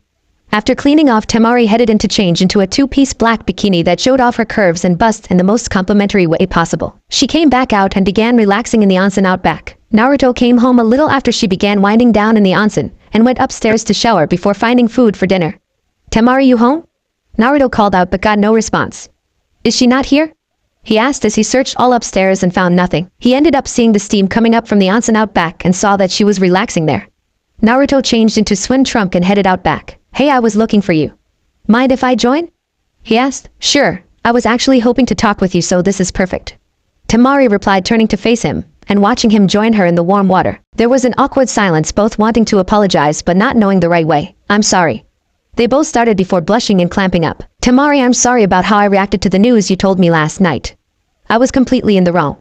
You have every right to be mad and keep your decision about starting your 2-month rotation. All of this shit just hit me like a meteor. I thought I could be like a normal person and find love, but here comes political bullshit to ruin the plans. I've just never had a normal life, and I thought finding love could be the one thing in my life that could be normal, but nope. Naruto said. I hear you on that note. I think that's one thing we both got in common. I grew up as a Kage's child, so everyone feared me, and on top of that, being Gaara's sister doesn't help my case any. I know I don't show my emotions much, but I was also hoping to find love on my own, but politics ruins it just like it has most of my life. I know what you've been through, Naruto, and I'm sorry you're being forced into this. Temari said. Luck of the draw, I guess. Naruto sighing out and putting his arms on the edge of the onsen. Temari didn't know what came over her, but seeing him open up to her touched her. This was a side of Naruto that people never see, but he trusted her enough to open up to her. Temari swam over to him and sat in his lap while looking at him with compassion. Naruto was a little shocked but saw the look in her eyes, and he was blown away at just how beautiful she is. Something was drawing them together, and before either one knew what happened, their lips locked, and Naruto wrapped his arms around her on instinct, pulling her close to him, which caused her to press her breasts into him, and she began grinding on him. From there they went off hormones and instinct. Naruto stood up, and Temari's response was to wrap her arms around his neck and her legs around his waist, while he moved one hand to her back and the other one wrapped underneath her ass. Naruto began walking back to the house carrying his future wife. Once inside, Naruto moved his grip to the bottom of her thighs and slammed her up against the wall. Temari moved her hands to his hair and was pulling him closer, not wanting to let the kiss end. Unfortunately for her, Naruto had other plans and backed off, but dove right into her neck and began sucking on the artery and lightly biting her neck, making her gasp and moan out while her hands curled into balls with his hair in them. She began bucking her hips as well, and she could feel his bulge stiffening. And Naruto, wait, she said, and he backed off, looking at her with concern. I want to continue, but I think it's better if we wait to do that, she said, caressing his face with a soft smile adorning her own. I understand, Naruto said, putting her down and looking at her. That doesn't mean I don't want it though. Just not yet. Maybe take me on a few dates and win my heart, and then we'll do that, okay, big boy, she said, gripping his bulge at the last part, winking at him, then walking away, swaying her hips a little extra, and untied her top and bottom and let them fall by the string to the floor. You know, I could use a hand to get those hard to reach places in the shower. she said, walking up the stairs and disappearing. Naruto stood still, not really understanding what just happened, but his brain went into overdrive and he flew up the stairs, pinning her to the wall outside the master bedroom, getting her to squeal a little. "You're such a fucking tease, you know that?" he asked. "Yup," she said, smirking at him and rubbing her thigh on his crotch. "What you gonna do about it?" she challenged. "Guess you'll have to wait and see," Naruto said, turning around and walking to the bathroom.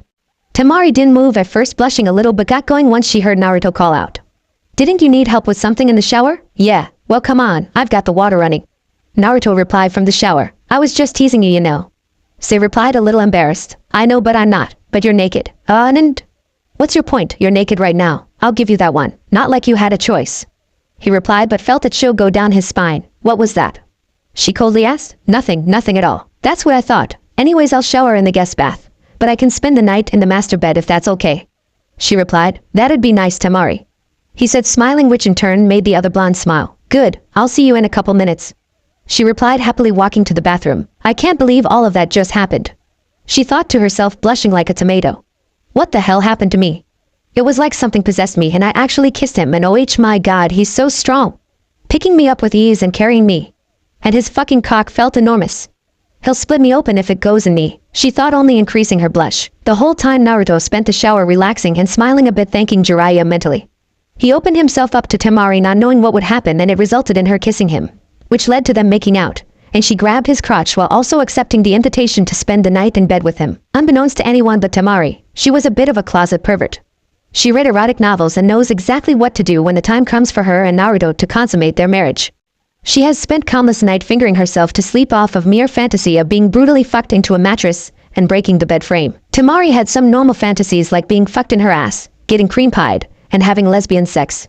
Some of her other fantasies, though, aren't what most women think about when getting themselves off. Temari would love to have a threesome with 2 guys and a threesome with 1 girl. Double penetration, triple penetration, double pussy and double anal fucked. Roleplay, some BDSM where she gets totally dominated and treated like a whore. She wants to cry and choke on the biggest cock she can find. Some of her kinkier fantasies include public sex, futanari, fucking her Hokage Tsunade, voyeurism, pregnant sex, getting bound and spanked like a schoolgirl.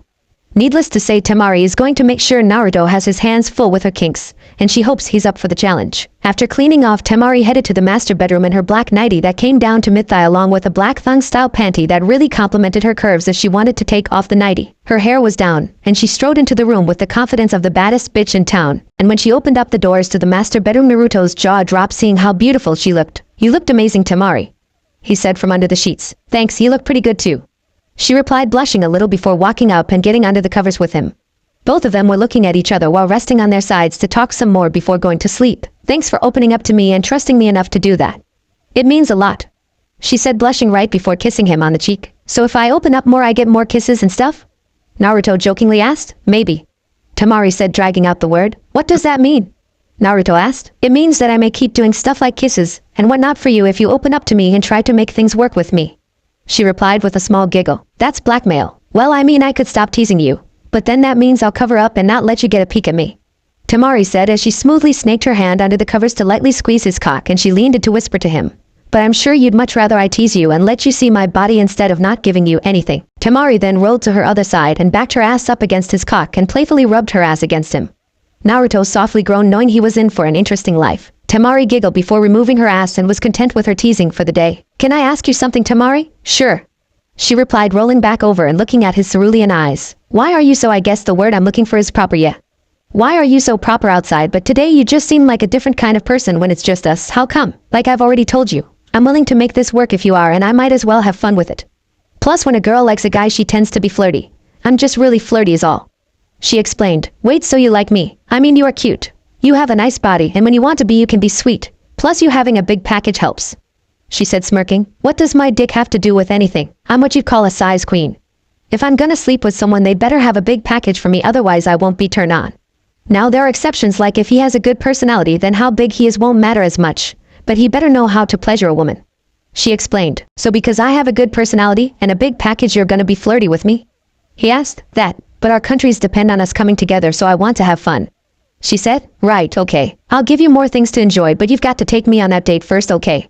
she said. "Got it," Naruto replied with a smile before rolling over and getting comfy. "Night, Temari. Good night, Naruto. Next morning, Temari was the first one to wake up and decided that she wanted to return the favor of cooking a meal and went out to get some ingredients for her favorite breakfast because she also wanted to see what Naruto thought of her cooking and the food itself. When she woke up, she saw that Naruto had rolled a bit in his sleep since his chest was pressed against her back and his arms were wrapped around her, making her feel safe and protected. The kicker though was she noticed he kicked the sheets off and his enormous python was just hanging out in between them. The day he fucks me is the day I can die in peace, she thought as she slowly got out of bed, making sure to not wake him. After getting out of bed and seeing he was asleep, she undressed her nightwear and left it on the bed before going into his closet and finding a shirt that was clearly too big for her. Let's see how he likes this surprise, Temari thought as she put on the orange shirt with a black use a swirl. As she headed downstairs, she could feel the AC blow underneath her shirt and cool her pussy. While Temari was in the kitchen, she was dancing and cooking, just enjoying the fact that her second night was leaps and bounds better than her first one. As she danced to her heart's delight and cooked, the smell wafted its way upstairs into the master bedroom, waking up the fox container. As he made his way downstairs in a black shirt with an orange use a swirl, he could hear Temari humming to herself while hearing her operate some of the kitchen. Morning, he sleepily said. Good morning, Naruto, she sang out, smiling back at while still shaking her hips in rhythm to her own beat. How did you sleep? He asked from the kitchen entrance. I slept wonderfully, thanks for asking, she replied as she strolled up to him and pecked him on the lips before turning around and heading back to finish cooking the food. Go ahead and pick a seat. Food should be done in a couple minutes, she said, not looking back, trying to focus on the meal. Naruto found his spot and couldn't help but smile seeing her dance and pretty much put on a private show for him. He didn't even notice that she took his favorite shirt and was wearing it. I hope you don't mind me using one of your shirts, she said. I didn't even notice, he said. It looks good on you though, he complimented. Ah, thanks, Naruto, she said, blushing a little. Yours looks nice as well. Once Temari finished, she set the plates down and sat down next to Naruto to get an up-close reaction. Naruto had never seen this food before, but it looked amazing and he was eager to see how well it tasted. With only one bite, Naruto's eyes widened and he couldn't believe how well of a cook she is. This shit is fucking incredible. It might even be better than ramen. No, it couldn't, but damn, is it a close second. Well, what you think? She asked, eager to find out. It's incredible. It's some of the best food I've ever had, he said right before devouring the rest of it. You didn't happen to make more, did you? He asked. On the stove, she replied, smiling. Glad you enjoyed it. It's my favorite dish from back home. Maybe you can teach me some of what you like to cook and I'll teach you some things of what I like. Well, it sounds like a deal. Since I don't have anything planned for today and Kakashi-sensei gave us the day off, so I'm game, he said, grinning and leaning on the counter. Good, I suggest we get clothes on that we don't mind getting dirty, she said. Alright then, after we finish eating I'll clean up and we can get started, Naruto said. Perfect, the Sand Princess replied. After eating and chatting, they finally finished with Naruto showing off his famous appetite. Temari went ahead to find some old clothes. She didn't care about getting dirty, and she tied her hair up into space buns and came back in a gray sports bra and gray running shorts, ready to get in cooking. Naruto saw her come back in the kitchen dressed in athletic wear, and he was once again blown away by her beauty. Wow, is there anything you don't look good in? He asked. Camo, she quickly replied. Somehow I doubt that, Naruto replied as he walked by her and slapping her ass. Yeep. Temari squealed and covered her mouth quickly, not knowing what sound she just made and blushing up a storm, never guessing that Naruto would be ballsy enough to tease her back. Did he really just get back at me? Naruto was smirking like a fox as he went upstairs and changed into a short sleeve muscle shirt and shorts with full intention to get back at Temari, because no one ones up Naruto and gets away with it. As he came back downstairs and into the kitchen, it was Temari's turn to be wowed at how he looks. Oh, so he wants to play that game, huh? May the best shinobi win. So I looked around the kitchen and I think we need to do some special shopping for what I need to cook. I'm gonna go get my welcome kimono on and I'll be ready to head out. Why don't you make sure you've got everything you need, okay? She said, heading back upstairs. If he keeps this up, I'm gonna end up sleeping with him before the week is up, and it's only Wednesday. After scoping out the kitchen, Naruto did need to get some more groceries if they were gonna be cooking all day. Temari came back downstairs in her kimono that she wore when she first arrived. How's your situation? She asked. I'm gonna need to get some stuff as well. How come you covered up? He asked. Well, you're my fiancé, so only you get to see me dressed like that, Temari replied. You're something else, you know that, Naruto said, smirking. Yup, now let's go shopping so we can get cooking, she said, leading the way and swaying her hips going out the door. I think I'm actually falling for this woman, and it's only been a couple of days, he thought, following her lead. While they were out at the market, they were able to find everything with ease, and it must have been their lucky day because no one of the vendors hassled them for the price. To anyone who didn't know them, they would just see two teenagers enjoying each other's company. They were just chatting about what they were planning on cooking and if there was anything else around the house they wanted to fix, and some training they would like to get in. Once they returned home, Temari started by taking off her kimono and began dancing once she got in the kitchen like she did earlier. Once they put everything they needed on the island, Naruto brought up a suggestion. Why don't we train for a little bit before getting to the food? I'm curious to see how I stack up to you. I haven't trained in a while and I could use a good workout. She said, alright, I'll meet you out back. Naruto said, walking out back. Temari quickly ran upstairs to grab her big fan along with her two smaller ones that she sealed away in her forearms. After heading out back, she saw that Naruto was stretching himself out getting ready. So how do you want to start this? She asked, stretching. Well, why don't we start with hand-to-hand before moving on to weapons and then ninjutsu? He suggested. Sounds good. Ready when you are. She said, getting in her stance. Without even needing to signal to start, they both charged in with Naruto throwing a right hook, and Temari ducked underneath and landed an uppercut to his abdomen and sent him in the air. Temari smirked, thinking she got one on him, but he popped into smoke, getting Temari to bring up her guard, but it was too late. Naruto swept her legs out from behind and brought his right leg up ready to send it straight down at her, but the kunoichi rolled out the way and jumped back a couple times to create distance. Nice clone and leg sweep. But I thought we were gonna wait on ninjutsu. She said, dusting herself off. Thanks, that was a good dodge and uppercut you had, plus I made that clone before you came out and we agreed on the terms, so can you really blame me? The two once again started up with each one landing good shots, forcing them both to make sure they didn't stay close for too long. Temari knows that Naruto prefers up close and personal fights, so her strategy is to get in and get out since she isn't using her fans just yet. After a solid 25 minutes of hand-to-hand combat, they moved to weapons with each one pulling out a kunai and began fighting. All you could hear for the next 15 minutes was steel clashing with steel as they went at it. For the most part up to this point they've been pretty even on the match, but it would change once they included ninjutsu. Once they agreed to use ninjutsu, Temari immediately pulled out her big fan and created a sandstorm to buy her some time to think of a strategy. But Naruto, being Naruto, charged right through and came out the other end with a Rasengan ready to hit her. Now if Temari wasn't as skilled as she is, she may have suffered severe injuries, but thankfully she isn't hopeless and brought her fan up to block the jutsu, but the impact caused her to lose her grip on it, and it flew up in the air and came down on the grassy part of their yard and embedded itself in the dirt. Back and forth they went with Naruto getting close to Temari, but she always had a counter ready for him, and she made sure to keep her distance since he becomes a more dangerous fighter when using ninjutsu up close the way he does. This continued for an hour and a half before Naruto got the win by tricking her with clones and getting behind her and putting a kunai up to her throat. Yield. He said. I yield.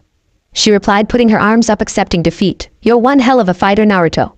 She complimented, getting him to crack a grin. Thanks, your win style is no joke, and you're much better at hand-to-hand than I originally anticipated. He replied, well, a ninja's best weapon is the element of surprise. She said, grabbing her fan and walking back in the house with her future husband. So how do you want to go about cooking? He asked. Well, first I'm going to go take a shower just to rinse off, and then I'll come back. Temari said and disappeared up the stairs to clean off. Naruto took this opportunity to also get rinsed off, but chose to use the outdoor shower they had. If Temari had looked out the window her shower had, she would have seen her husband to be naked in all his glory washing himself, which would have been enough for her to rub one out really quick. But she didn't look and focused on getting the sand, sweat and dirt off of her so she could cook properly and not get the food dirty. Naruto got done cleaning off much quicker than Temari and decided to tease her a little bit and left his muscle shirt outside on purpose and waited for Temari to come back down. Once she made her way down the stairs in the same shirt she had on earlier, she was given the surprise of seeing Naruto's muscular build waiting for her to gaze upon it. Naruto smirked, seeing her practically drool over him, and it made his chest swell with pride knowing the woman was finally appreciating him. Yes, Naruto was falling in love much quicker than he could have anticipated, and he wasn't going to complain. You just love to one-up me, huh, Foxy-kun? She sarcastically asked. New nickname, huh? I like it. He thought before replying, yeah, it's kinda my thing, you know. A shit-eating grin was plastered on the Jinchuriki's face, knowing he was getting points in his favor. He's really going to make it hard for me to not fuck him before I leave at the end of the week. The princess thought to herself as she decided to get some payback and strolled up to him, swaying her hips and spinning on one foot when she got close to him, and back her ass up to him, while her arms went up around his neck to bring him closer, and she began grinding on him to show him who was in charge. Naruto's instinct was to grab her waist where it curves in and pull her closer, and this made Temari get hot under the collar, feeling his strong hands take possession of her. Before he could do anything else though, she got out of his grasp while still moving her hips and decided to go for the knockout by taking off the shirt and revealing that she wasn't wearing a bra. Naruto's face became extremely red with steam coming out his ears. Temari just walked up to him, pecked him on the lips, and began grinding on him again, causing him to get a nosebleed that sent him to the ground where he was twitching, not knowing if he was dreaming or not. I win this time, Foxy-kun. She thought, giggling at his antics before putting her shirt back on. Naruto! Naruto, don't you dare die on me, you promised! Temari yelled out as she was looking at her dying husband. You promised me, damn it! She cried out as tears began streaming down her face. You promised. She whimpered as her head fell to his chest. Damn you, Naruto. At least take me with you. I can't live life if you're not here to help me walk through it. Normal timeline. Uzumaki residence. Inside the house that now belongs to Naruto Uzumaki and Temari no Sabaki, you could hear laughing and giggling coming from the kitchen as the two blondes were enjoying each other's company as they were cooking anything that came to mind and getting the other dirty with some of the ingredients along the way. After hours of cooking up food and eating it, the two blondes were on the floor covered in flour laughing at the other. Eventually the two calmed down before looking at each and blushing a little. His eyes are so blue. Temari thought to herself. Her eyes remind of the forests around our home. He thought. Again, neither one knew what was happening, but Naruto cupped Temari's cheek with his right palm before they slowly and sensually joined the ellipse. Naruto used his body to softly push Temari on her back as he hovered above her, keeping their lips locked. Temari's arms came up, wrapping themselves around his neck, bringing her future husband closer, not wanting to let go.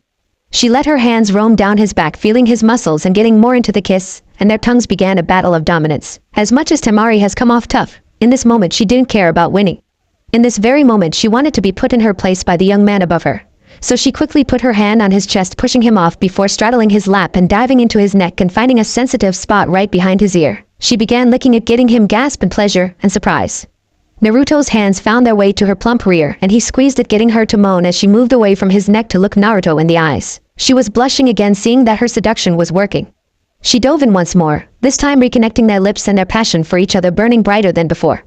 Naruto's grip on Temari's ass tightened as she cupped his face, not wanting to break their connection. As much enjoyment as Temari was getting out of it, she wanted something more, and she kept repeating that thought to herself. Come on Naruto, put me in my place, damn it. Flip me over and show me who's in charge here. After 30 seconds of still having their lips dance with one another, Temari decided to kick it up a notch and began grinding her ass on his crotch to wake up his cock, hoping it also triggered something in him.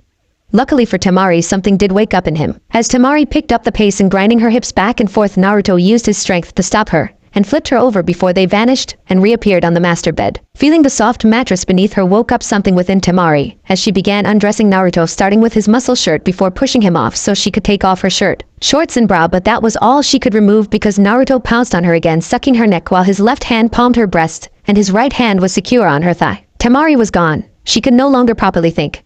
She was on the receiving end of so much pleasure, she thought she may die of it. Naruto moved down just a little to where his face was hovering over her breasts as he looked at her with animalistic eyes and waited. Once she came down from her pleasure high and looked at him, she knew she was screwed. He went on the offensive and latched his mouth to her nipple and began sucking on it while his tongue danced with it, flicking it around. Occasionally his teeth would lightly nibble on it, getting her to moan out loud. Naruto. Fuck. Even though she already told him that it wasn't the time to have sex and become one, she desperately wanted to go back on those words and let him have his way with her. She was so close to the point of no return that if Naruto said to get on all fours, she just might actually do it without hesitation. Naruto switched breasts, doing the same thing to this one. Once Naruto took a small break, Temari used this opportunity to flip the over, and she now straddled him once again.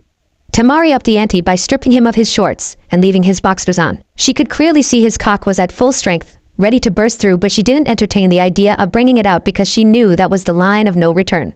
Instead she sat on him, her panty-clad pussy on top of his boxer-covered cock. Temari placed her hands on his chest and began to slowly grind her hips back and forth. As she did this, her blush deepened and her pussy became extremely wet. She was ready to get fucked by his monster. The only thing stopping that from happening was her resolve. Temari brought her lips down once more to meet Naruto's, and this time it was sensually, and loving the way they kissed. It was still just as passionate as their other kisses, the only difference is, they didn't show it. They didn't need to though. They could feel the passion being passed from one to another through the connection at their lips. Temari pulled back, smiling softly at the blonde she has now fully fallen for. And Naruto. She started getting his eyes to soften from their animalistic look. I know. I now know that I love you completely, Naruto Uzumaki, and I'll always be here for you. And I'll always fight by your side until my dying breath. I love you, dummy, she said with a smile that held more emotions than Naruto could read. Hearing her revelation made his eyes go wide. For the first time in his life he heard a woman, a beautiful one at that, finally say that she truly loved him. This was what he's wanted for so long, to feel a woman's love and care. He was now feeling it for the first time in his conscious life. Naruto smiled back her. You know, I think I too have finally succumbed to you, Temari. I've fallen in love with you so much faster than I could have guessed. You've gotten me to finally let me be me without fearing judgment, and for that I will always love you even in death. And I will always be here to support you and fight by your side. I love you, my desert lily. With those last words set a fire lit back up in Temari as she kissed him with ferocity once more and began grinding her hips hard and fast with one goal in mind, to soak his boxers with her cum. Since Naruto's cock was so wide, Temari's pussy was perfectly sitting on top of it as she practically jerked him off through his boxers with her grinding. The two were moaning in their kiss until they had to separate to get some air. Once Naruto got his lungs filled with air again, he began to buck his hips to her rhythm and began smacking her ass, getting incredibly loud pops. Fuck Naruto. Keep doing that, baby. Keep smacking my big ass. I know you enjoy it, don't ya? She moaned out as her ass was starting to have red handprints appear on it. Why yes, I love that you have a big ass, Temari. Naruto replied as he was loving this wild side of Temari. Temari kept going until her clit became exposed and began rubbing on her thigh, sending her sense of pleasure through the roof. Oh fuck. I'm close, Naruto. I'm so close. I'm gonna fucking come all over you. Temari screamed, approaching the cliff of relief. Then do it. Come all over me, Temari. I want to see you come. Naruto yelled back as both blondes increased the speed of their grinding/bucking until Temari pushed her hips as far forward as she could, moved the part of the thong covering her pussy out of the way, and came all over Naruto like she said she would, her love juices squirting out of her, as she screamed in absolute pleasure, as she was being taken to Cloud 9.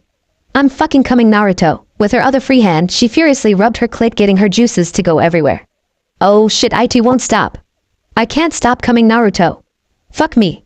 After 20 seconds of coming, Temari finally came down from her high and rolled off of her lover, panting like a dog. Once she got her breathing under better control, she tried to put words together to form sentences, but her brain was still feeling that orgasm.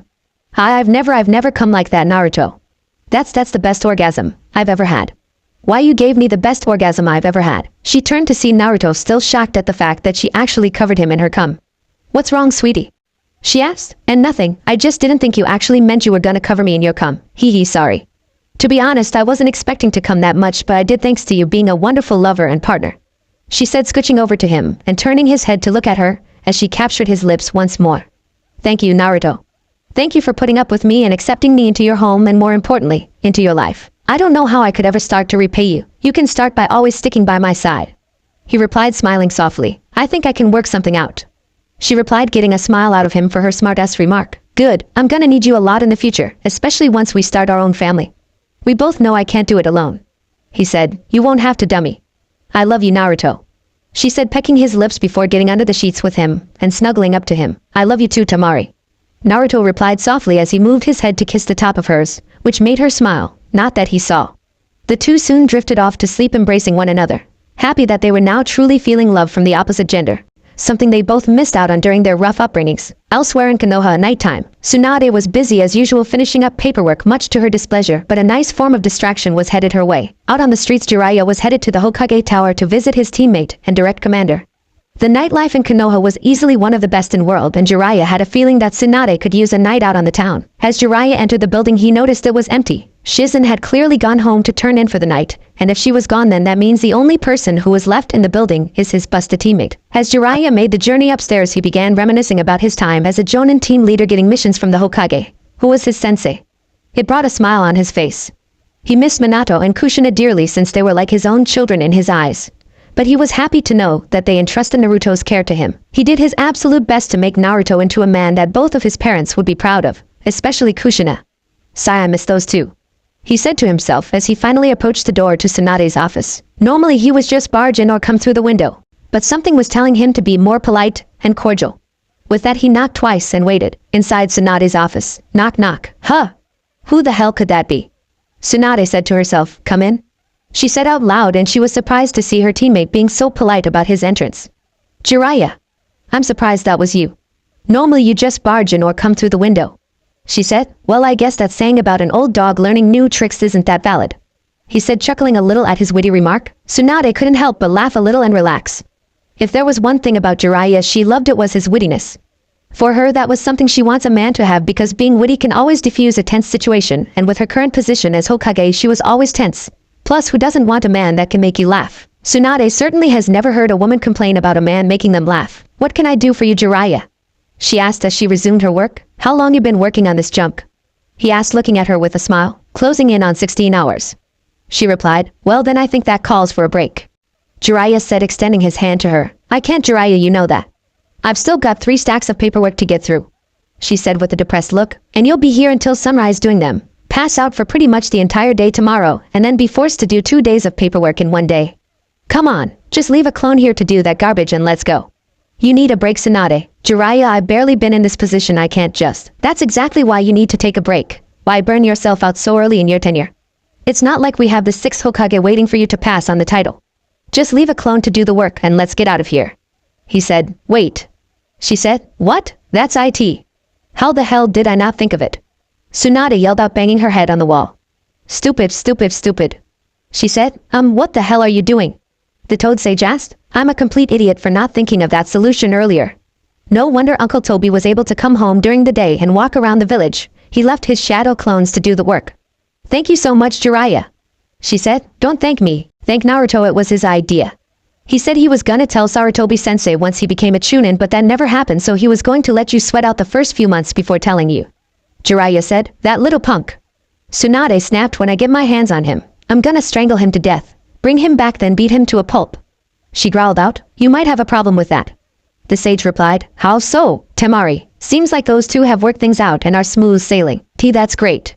Is it genuine or for the mission type of smooth sailing? She asked. I'll tell you on one condition. Jiraiya said. It better not be perverted.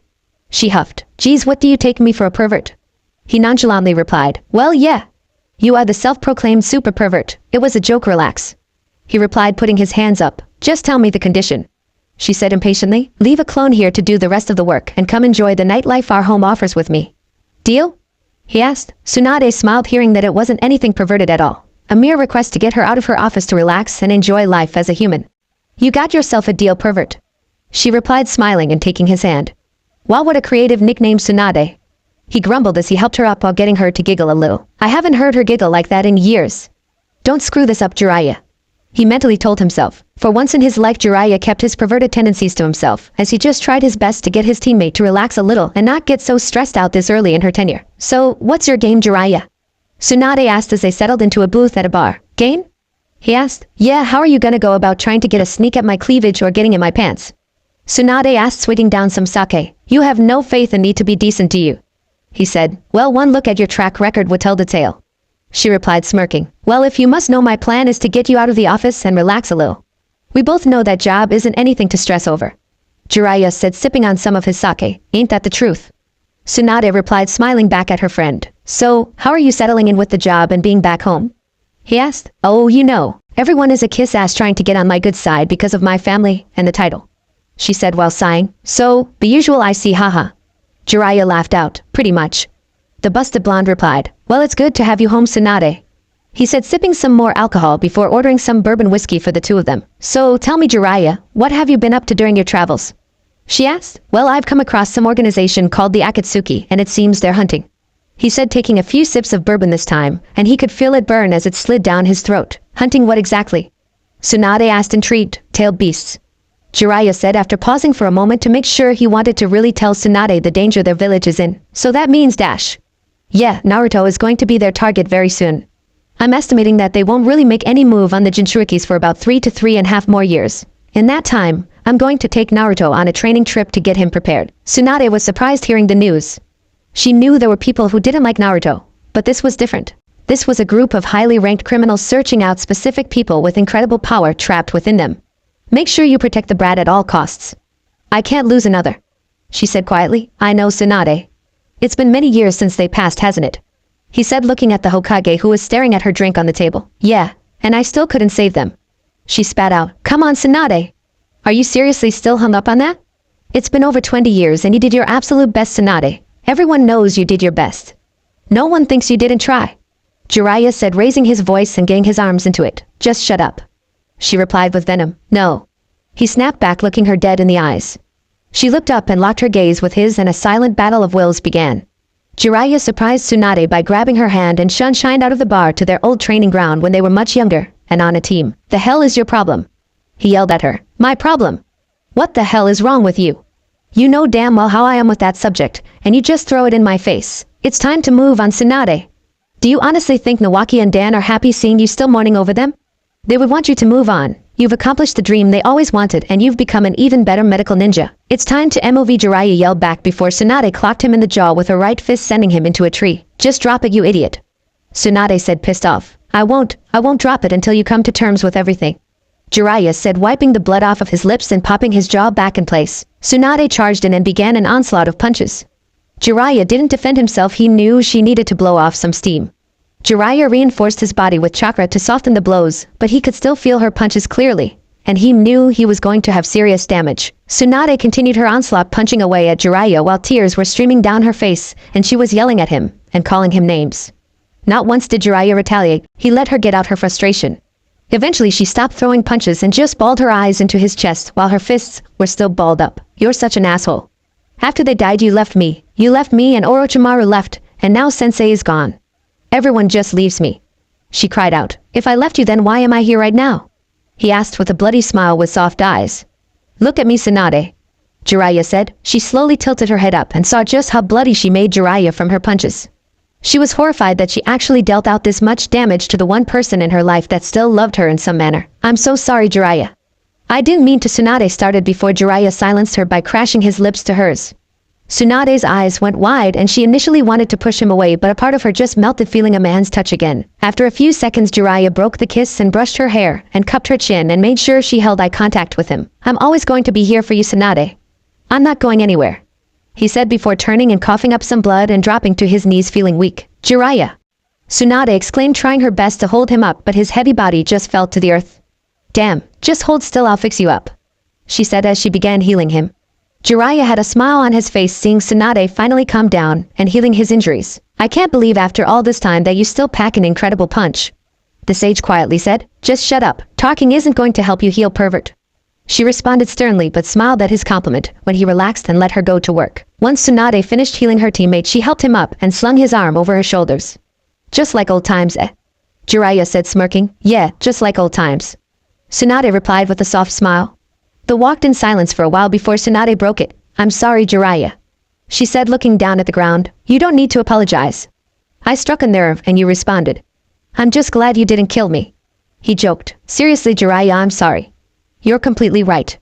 It's time I move on, she said, and they both stopped walked as Jiraiya straightened up and looked at her. So, what is that going to entail? Jiraiya asked with a toothy grin. Maybe finding a man to share my life with and settle down, she said. Oh really? Really? She replied with a grin. They eventually made it to Tsunade's home where they let the conversation end. Thank you, Jiraiya, Tsunade said, smiling softly at him. Of course, Tsunade, Jiraiya said, grinning. I'll see you in the morning, he said, turning to leave, and Tsunade just watched his back, not moving. A smile graced her lips. Hey, Jiraiya, she called out, and he turned to her with his eyebrow raised. Yeah?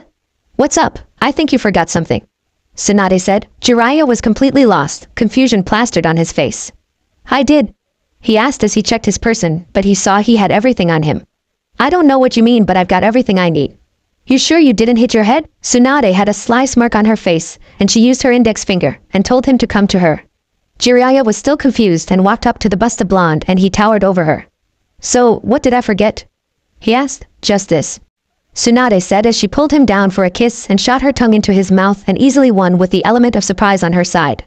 Jiraiya responded by grabbing her plump ass and picking her up and slamming her back against the front door. Tsunade moaned into the kiss as she wrapped her strong legs around his broad waist as her fingers ran through his hair.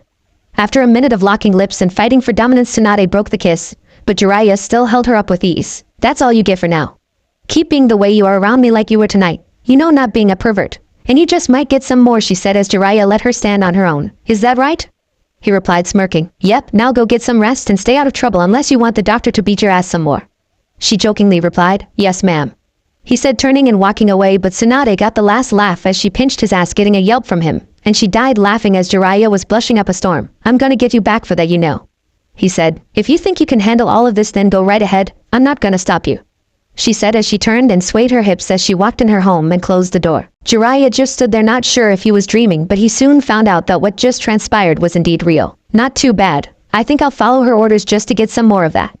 She's a damn good kisser and an even better tease, he mused as he walked home with a big smile on his face. Konoha Hospital, nighttime. Sasuke was on the roof looking out on the village as 4 individuals came up on the roof with him. My, what a pitiful sight you are, Sasuke Uchiha, a pale teen with lipstick on said. Sasuke spun around and still with a relaxed posture he asked, Who the hell are you? We're Orochimaru's personal bodyguard unit, the Sound 4. The pale teen replied. Get lost, losers, I have no business with weaklings like you, he said, turning back around. Weakling, huh? Then you won't mind if I wipe the floor with your sorry ass. A red-haired girl snapped back. TCH, you're nothing but garbage, the Uchiha replied, not even looking back at her. Why, you little She spat before charging in. Sasuke wasn't intimidated and turned around to see a fist coming in at full speed right before he got clocked in the face and sent over the roof into a tree on the hospital grounds. Sasuke got up and wiped the blood from his lips and smirked. "Lucky shot, you bitch." The redhead jumped down and was ready to keep fighting, but the pale teen interrupted. "Hang on, Tayuya. We still need him in one piece. If that's all you got, then I'm gonna wipe the floor with all of you," Sasuke said, activating his Sharingan. "So you're gonna fight us with your Sharingan?" "It's about time," the girl responded. As Sasuke charged in, he thought he was going to have an advantage, but all four activated their curse mark and the fight was over before it began. Sasuke got beaten around and bloodied up a little before being contained in wire. "You see how weak you are, Uchiha. You even had your Sharingan, and you still couldn't beat us. Lucky for you, Lord Orochimaru has taken a liking to you and would like to offer you a chance to gain power like ours. Power so you can beat your brother Itachi. So what do you say?" the pale teen asked. Sasuke stayed silent. He was in shock and anger that he lost so badly to these guys. They had power that was beyond his Sharingan, and it angered him to no end. Sasuke didn't reply. He was still trying to process everything. "We'll give you some time to think about it. We'll be back in 2 nights a little bit outside the village. If you decide to join us, you better make sure no one knows, otherwise we'll kill you," the pale teen said with emotionless eyes. They soon vanished, leaving Sasuke to think about the proposition. Sasuke stayed outside by the tree for hours until he decided to go back inside, grab his clothes and leave the hospital on his own accord. Next day, Uzumaki house. Naruto and Temari woke up together, and both just smiled and thinking how lucky they ended up. Even if things started out horribly, they both made the effort to turn things around and they got the ship going in the right direction in no time. Temari was feeling extra good this morning after their makeout session and orgasm she had yesterday. So she hopped on Naruto, straddling his waist with a big grin on her face. "So what you got planned for today?" she asked. As soon as she hopped on him, Naruto put his hands right where her waist dips in and squeezed slightly, getting Temari to blush and let out a soft moan. "Well, I was going to check to see if my team is ready to get back to training since Sasuke should be good to go soon. Oh, and I wanted to check in on Lee and see how he's doing. I heard he got done with surgery the second day we came back with Bachan." "What about you?" he asked. "And I hope you didn't forget about our date, Foxy Quinn," she teased. Naruto blushed at the nickname but realized it did slip his mind. Yesterday he was having so much fun with Temari that he totally forgot about it. Yeah, after I check in with Lee, I'll take you out tonight. Anything in specific you're feeling? I'll leave it up to you," she said, getting off of him then the bed as she took her thong off while showing off her ass and giving Naruto a peek at her pussy. When it came to teasing, Temari seemed to be a master at it, and Naruto was definitely not going to complain. Temari held her thigh by a fingertip and let it fall to the floor as she walked with a nice sway in her hips to the closet. Naruto couldn't help but get hard and make a 10 out of the sheets, seeing her big ass and hips move so hypnotically. Once she got to the door, she turned to look over her right shoulder at him and noticed the tent he made, and she blushed as she imagined getting railed by him. "I can't wait to make him mine, but I need to wait a little bit longer." She gave Naruto an extra present by bending her body over and spreading her ass apart so he could get a clear view of her asshole and pussy. Once again, Naruto's face became red like a tomato, so Temari gave him the knockout punch by spreading her legs, and she began rubbing her pussy while looking at him and moaning. Her eyes held a look that said she wanted to be bent over the sink and fucked to hell. After a little while of rubbing herself, she made Naruto have a nosebleed by inserting her middle and ring finger into her pussy. "Naruto, I need you, baby. I need that big cock of yours shoved all the way in my wet pussy, baby." That was it. Naruto had the biggest nosebleed and passed out on the sheets with steam coming out his ears and his face still red as a tomato. Temari stood up giggling as she said, "He's too easy to tease, but then again, that makes it more fun knowing I can do this to him whenever I want." Temari got dressed while her finance was still passed out. She decided to go with a normal t-shirt and pulled the hem up under her bust and tied it in the back to show off her toned stomach, and went with athletic shorts again. Just like the day before, she woke up Naruto with the smell of her cooking, and he came down to see her dancing and singing to herself again. It warmed his heart to know that she was getting comfortable with being around him. He came up behind her, giving her a hug as he wrapped his arms around her protectively, and she let out an erotic sigh as she felt his strong arms enclose her. She leaned her head back and whispered in his ear, "Hey there, handsome. Seems like you finally woke up. What took you so long?" she teased. Naruto responded by turning her around and picking her up and holding her by the bottom of her thighs as she wrapped her arms around his neck and legs around his waist. "Well, this vixen kinda slowed me down earlier. She thought it would be funny to try and tease me." "Try?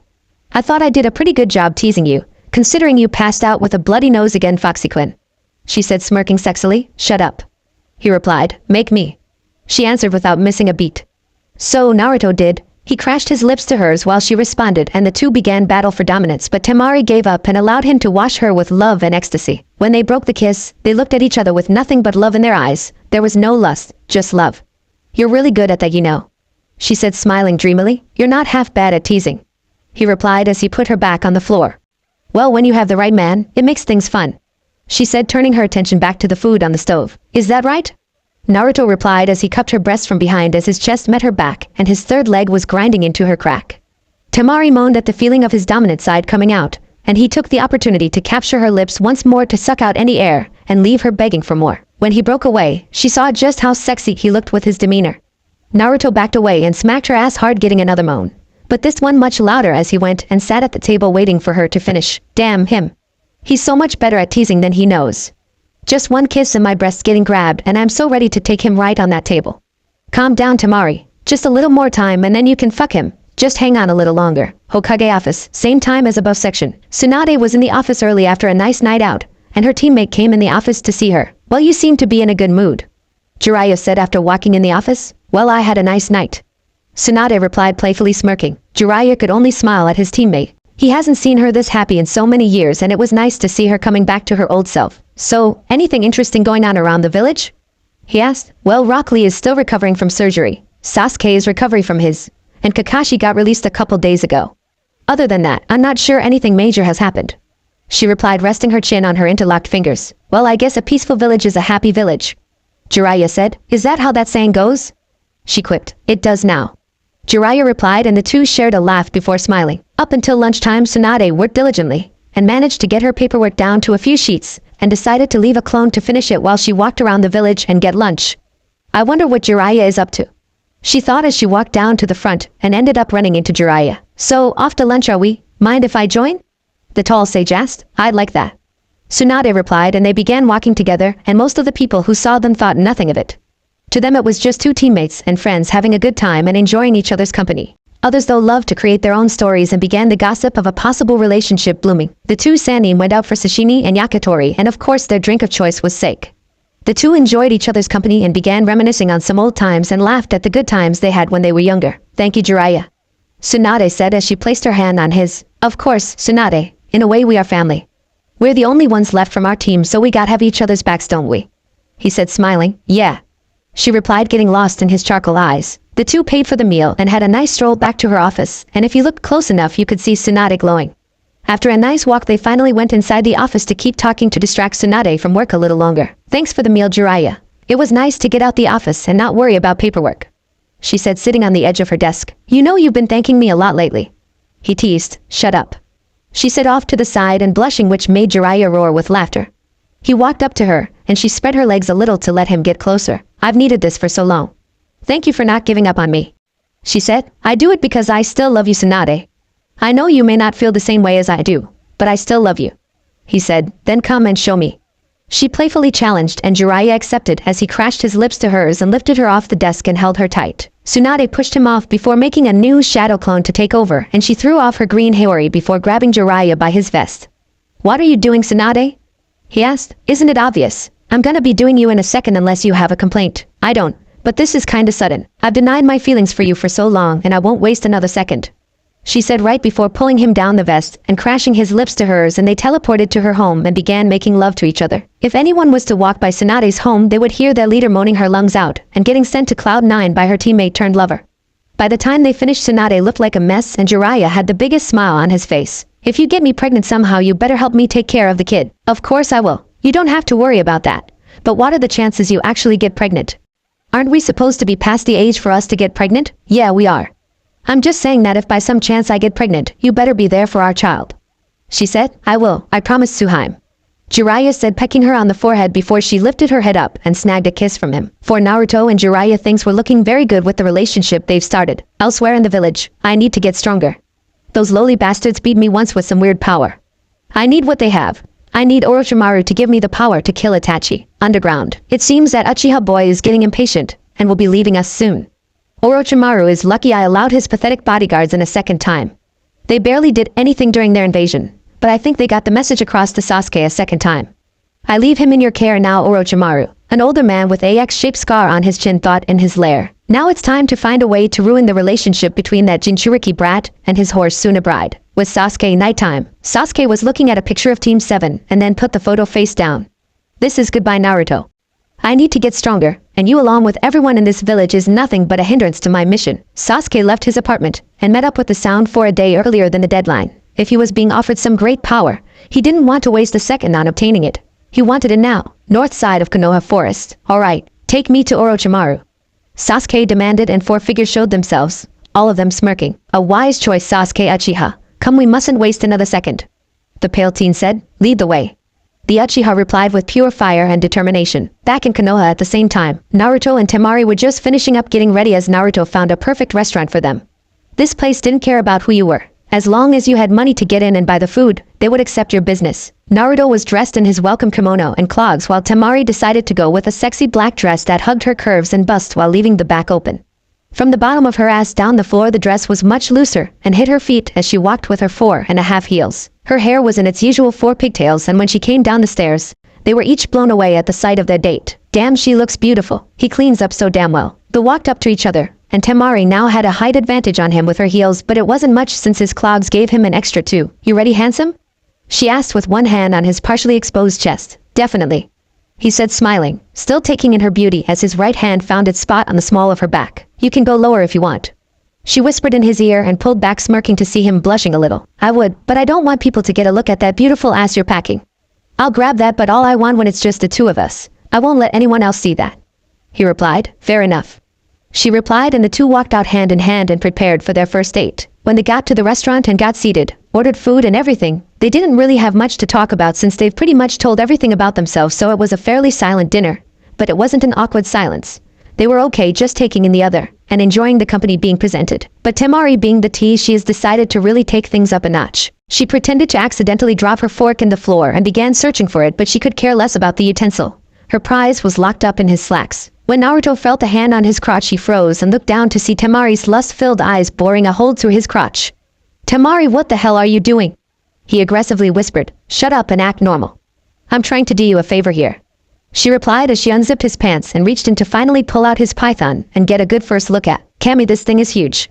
She thought to herself, marveling at the masterpiece she's been craving for days now. Naruto tried his best to act normal and went back to eating his meal, while his fiancée began enjoying her meal.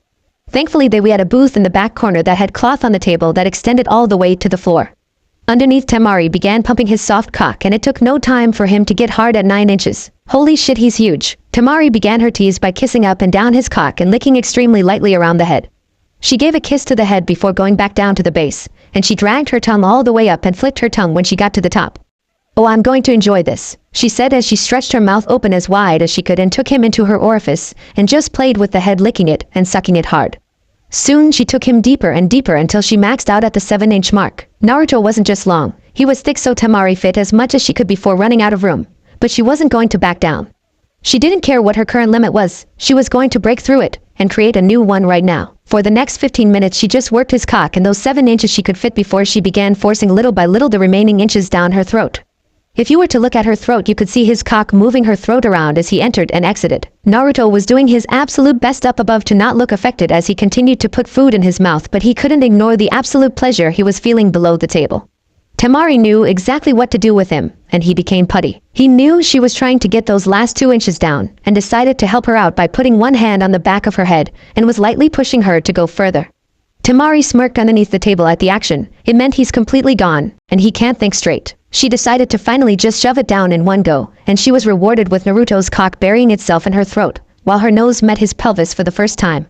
Once she got her goal, she smiled and began bobbing her head up and down as she beat back her gag reflex. After some time deep-throating him, she decided to play with his head again, and used her 2 hands to help pump him as they twisted in opposite directions of each other. She could feel Naruto getting close to orgasm as he began tensing up and his cock began to twitch.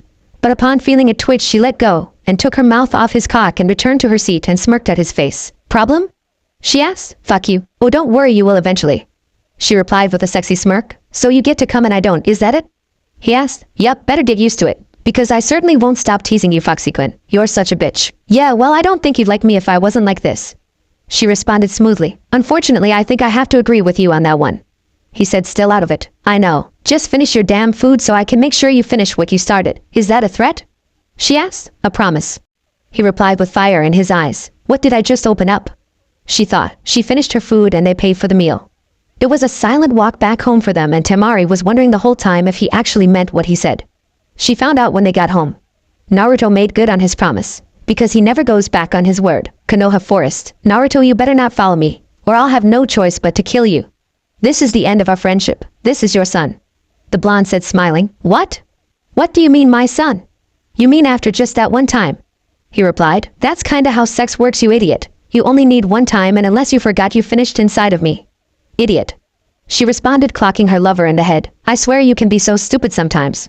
She grumbled. Normal timeline. After Naruto went home with Temari and made good on his promise to her, they slept peacefully, not knowing that Sasuke Uchiha has forsaken the village and is currently headed to Orochimaru. No one knew he left, and no one was going to find out until the morning after he left. Next morning, Naruto and Temari woke up together, and after Temari teased him some more by bringing him right to the edge again with some morning head, they made their way downstairs in their usual morning attire.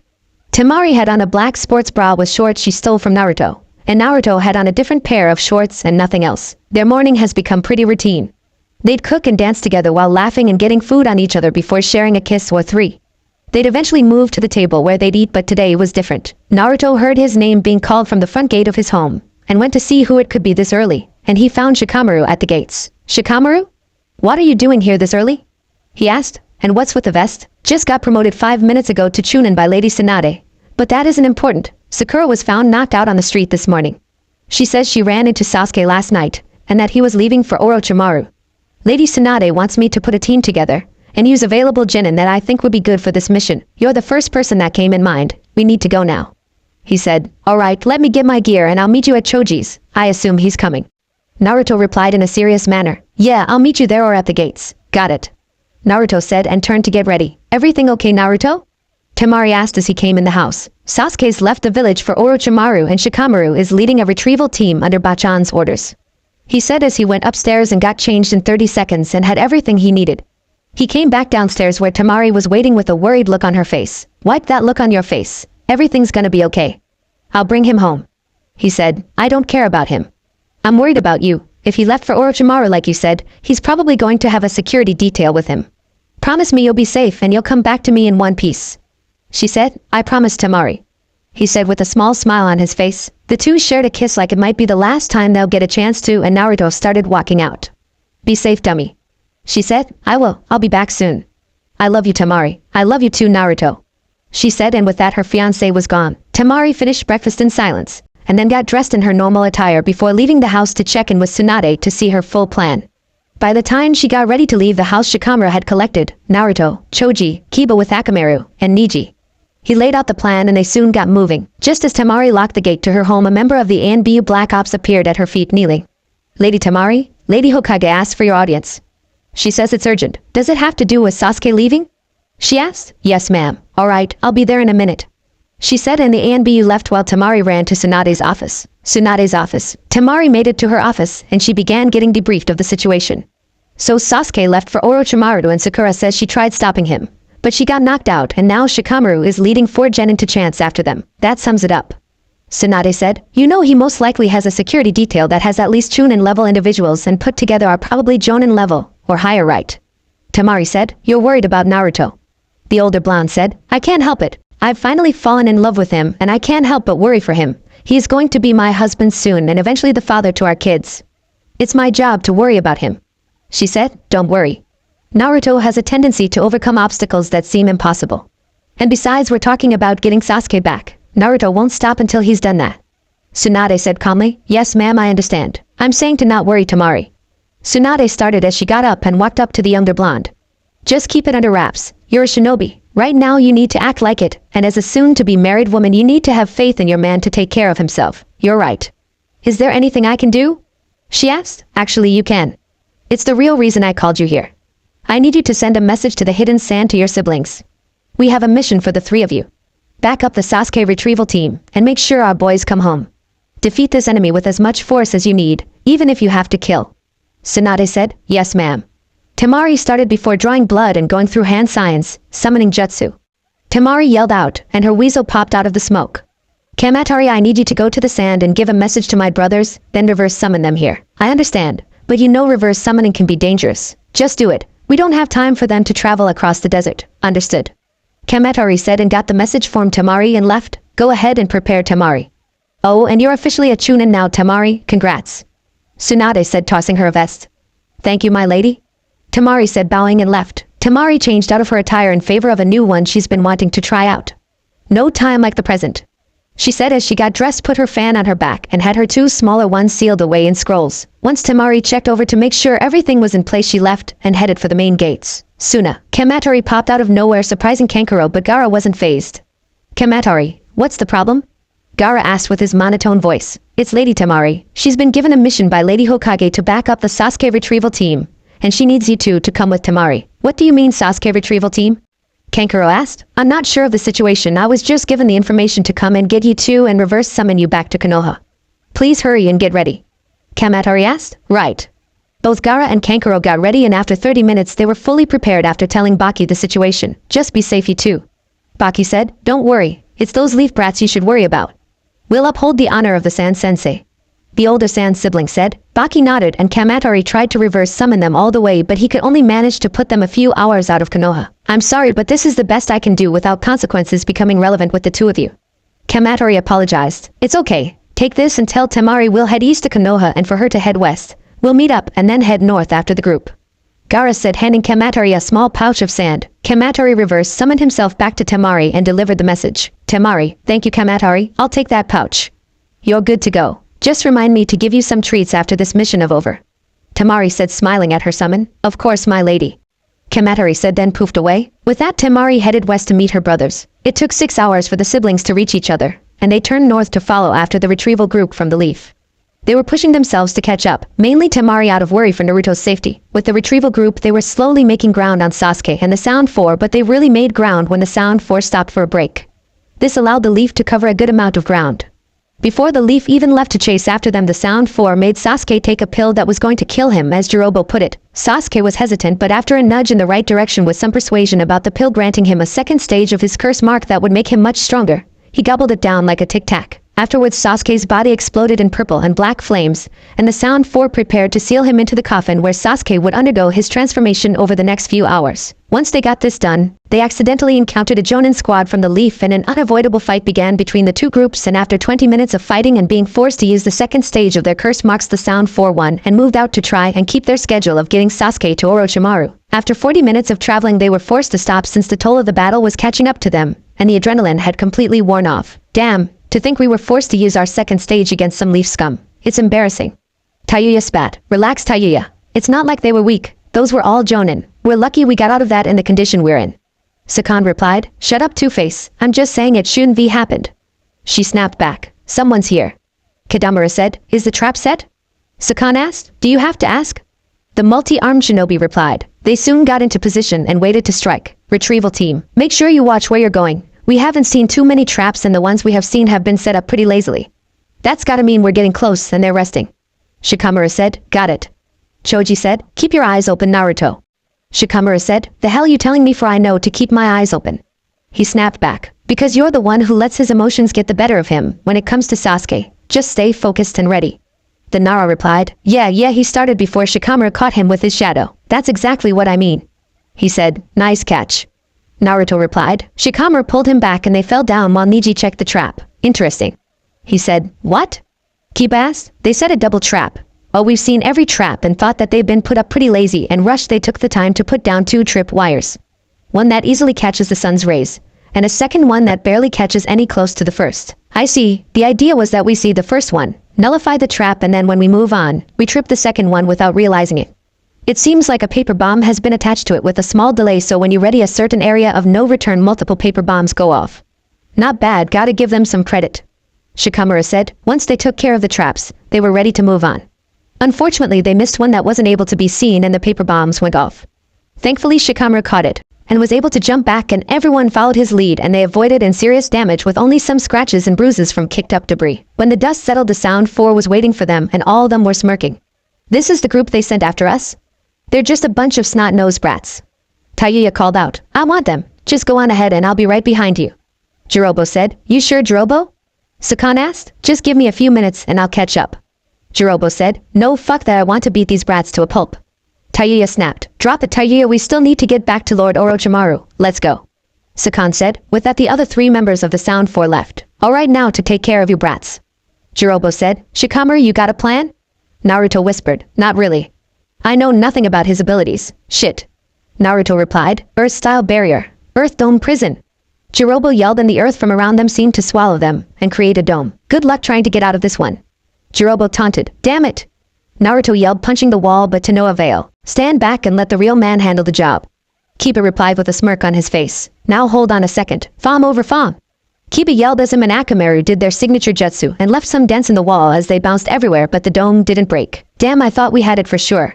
Kiba said. You idiot, that's what I was trying to tell you. Shikamaru said. Tell me what? Kiba spat. Look, when Naruto punched the wall over here, the dome seemed to heal itself very quickly. Shikamaru replied. So what? The Inuzuka said. You're such a dumbass, it's a drag. Let me dumb it down for you. This place is made of chakra. Niji, can you confirm this for me? The Nara asked. Niji obliged and activated his Byakugan and saw the chakra network holding the rocks together and in place. Shikamaru is right. There's a complex chakra network holding the rocks together and in place. Kiba, I want you and Akamaru to hit that side of the dome over there. Naruto hit the side opposite of Kiba. Choji. You and I will hit opposite sides of the wall from each other. The three looked at Shikamaru, who nodded his head in agreement. While you guys do that, I'm going to pay attention to your impacts. Make sure you use a strong jutsu, Shikamaru said and prepared for what was to come. Rasengan. Farm over farm. Partial expansion jutsu. 8 trigrams, 64 palms. The genin all yelled out and hit the dome and then stepped back to let Shikamaru observe everything. Exactly what I thought. Shikamaru said after a minute of looking thoroughly. Well, Naruto said. See this point where you hit Naruto? Yeah, it's all healed up. Exactly, now look at Kiba's. Kiba's point of impact was still there, and the dome was slowly healing that portion. It's barely healing itself. Naruto said. Yeah, that is something of significance. Shikamaru replied. Yeah, because my technique is the strongest one, obviously. Kiba replied. Idiot. It means that Jirobo is on the side that Naruto hit, because of how quickly his mark healed. The dome is constantly sucking out our chakra to keep the dome intact. When we use techniques, it uses the chakra from them to heal itself. The closer to Jirobo the point of impact is, the faster it heals. The further away it is, the longer it takes to heal. So we just need to keep hitting the side Kiba attack before we run out of chakra and we'll be free. So let's do it again, except everyone take turns aiming at the spot Kiba hit. Shikamaru said, and the 4-leaf genin nodded before repeating their attacks one at a time, with Choji delivering the final blow and breaking them out. Alright. Nice going, Choji. Naruto exclaimed. Yeah, good job, Choj. Shikamaru complimented. Now that the group was free, it became a 5-on-1 fight. Alright, now that we're free, we can easily take him on. Kiba said, punching one fist. What about Sasuke? Naruto interjected. Naruto's right. I was hoping to keep the group together, but every second we waste they get further ahead. Unfortunately, we'll have to split up. Now the hard part is to decide who should stay. Shikamaru said. I'll do it. Choji replied with a serious look on his face. Choji, you sure? Naruto asked. Our mission is to get Sasuke and bring him home. If that means we need to split up and fight on our own, then so be it. The others could feel the conviction and knew there was no way to convince the Akimichi heir otherwise. You better win. Naruto said before turning and taking off, and the others left as well. After calming his nerves and looking at the enemy that towers in front, Choji was ready to have his first real fight that would ultimately mean life or death. This was his first real taste of being a shinobi. So you think your puny little ass is enough to take me on by yourself, huh? Jirobo said. Choji didn't say anything, he just waited for the fight to begin. You realize you're gonna die here, right? So long as the mission gets done, and we Sasuke back home where he belongs, I'll gladly give my life. He replied. Then get ready to die. Choji calmly took out a 3-cell container with different colored pills. Jirobo noticed this as he charged in but didn't bother to stop. Take whatever you want, kid, I'll run you through. Jirobo thought as Choji popped the green spinach pill. All of a sudden Choji could feel the immense power rush through him, and he sent a punch straight for Jirobo's gut, and made perfect contact, stopping the man in place. From there it became a battle of wills, with both plus-sized shinobi having the veins in their heads protrude.